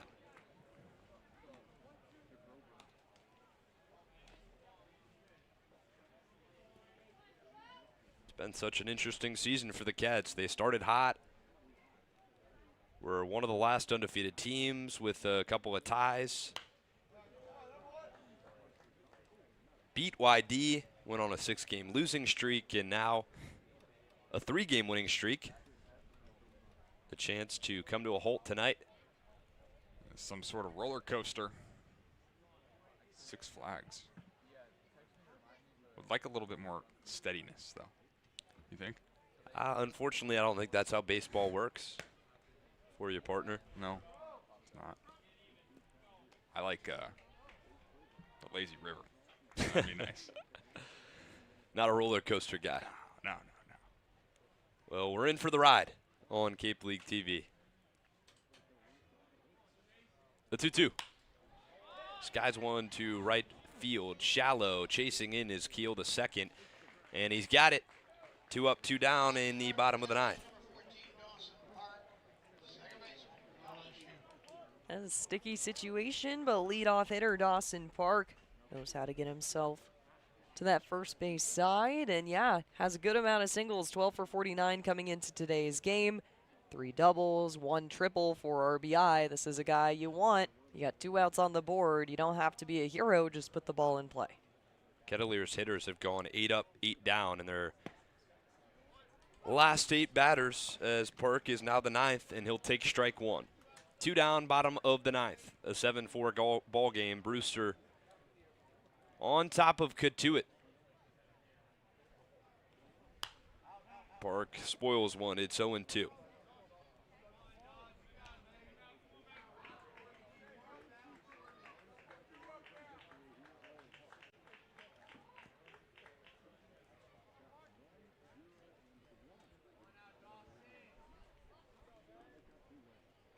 The 0-2. Just a hair outside.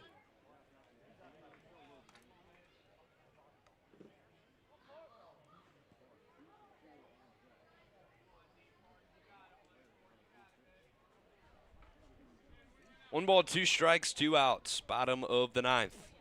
O'Brien blows it by him with 96 on the outside corner. And that'll do it from Lowell Park. A 7-4 victory for the Brewster White Caps. They pick up 2 in a row and move their record to 15-7-1. Cats fall to 8-13-2 and snap their 3-game win streak. And Brewster is a good ball club. We know that. 3rd meeting, Cats have yet to beat them. 2 losses, a tie. Just a tough one. You get up 2-0 in the first inning, and that's a game that, with Grady Bivens on the hill, you expect to win. And it just didn't go that way tonight. That's baseball. Still think that it's not the worst loss ever. You know, I'm trying to word it correctly. I'm trying to also not laugh at the dance that I just saw in center field. That was so funny, Carson. But, hey, 3 games in a row, 1 coming into today. Drop today, okay, so what? You have a chance against a division opponent tomorrow that sits a couple of games ahead of you. You got to move on. Right? Back on the road. Off day Monday. Go win tomorrow. That's got to be the mindset. Sometimes it's going to go quiet on the end, and your pitching staff, Grady Bivens, really holding on for as long as he could. There's a stretch there in the second where it started to fall apart, but you're able to punch out the last 2 with forced ground contact. You just got to keep moving. Your pitching staff really needing to show up. You got a couple of guys stepping into the game for the first time, but at some point, need to get adjusted on the fly. Versatility is going to be the name of the game here in the next couple of games. All right, so that means the Whitecaps move to 15-7-1. Kets fall to 8-13-2. Final line for today's game. Brewster 7 runs, 9 hits, 2 errors, 8 left on base. Cotuit 4 runs, 5 hits, 3 errors, 6 left on base. Winning pitcher will be the lefty Nate Smithberg, and the loser, I believe, will be Tyler Finkbeiner in his first appearance as a Cotuit Kettleer. Save is got by Finbar O'Brien, who came in the 9th. And this game started at 4:32 p.m., rounded things out at 7:40 p.m. Time of game, 3 hours and 8 minutes. That'll do it for us on Cape League TV on this Saturday night. A big thank you to our control room to the left of us, our wonderful broadcast director, Joe Pratt, our producers, Adriana Leone and Emily Suki, our camera operator, Jaden Driscoll, Mac Fisher, if he's in there, I'm not sure, but he might be. Big thank you to all those people to the left of us, alongside Brooke Killgore and Carson Mercier. I'm Liam Ervin saying so long, and we'll see you tomorrow night at 6 p.m. at Hyannis.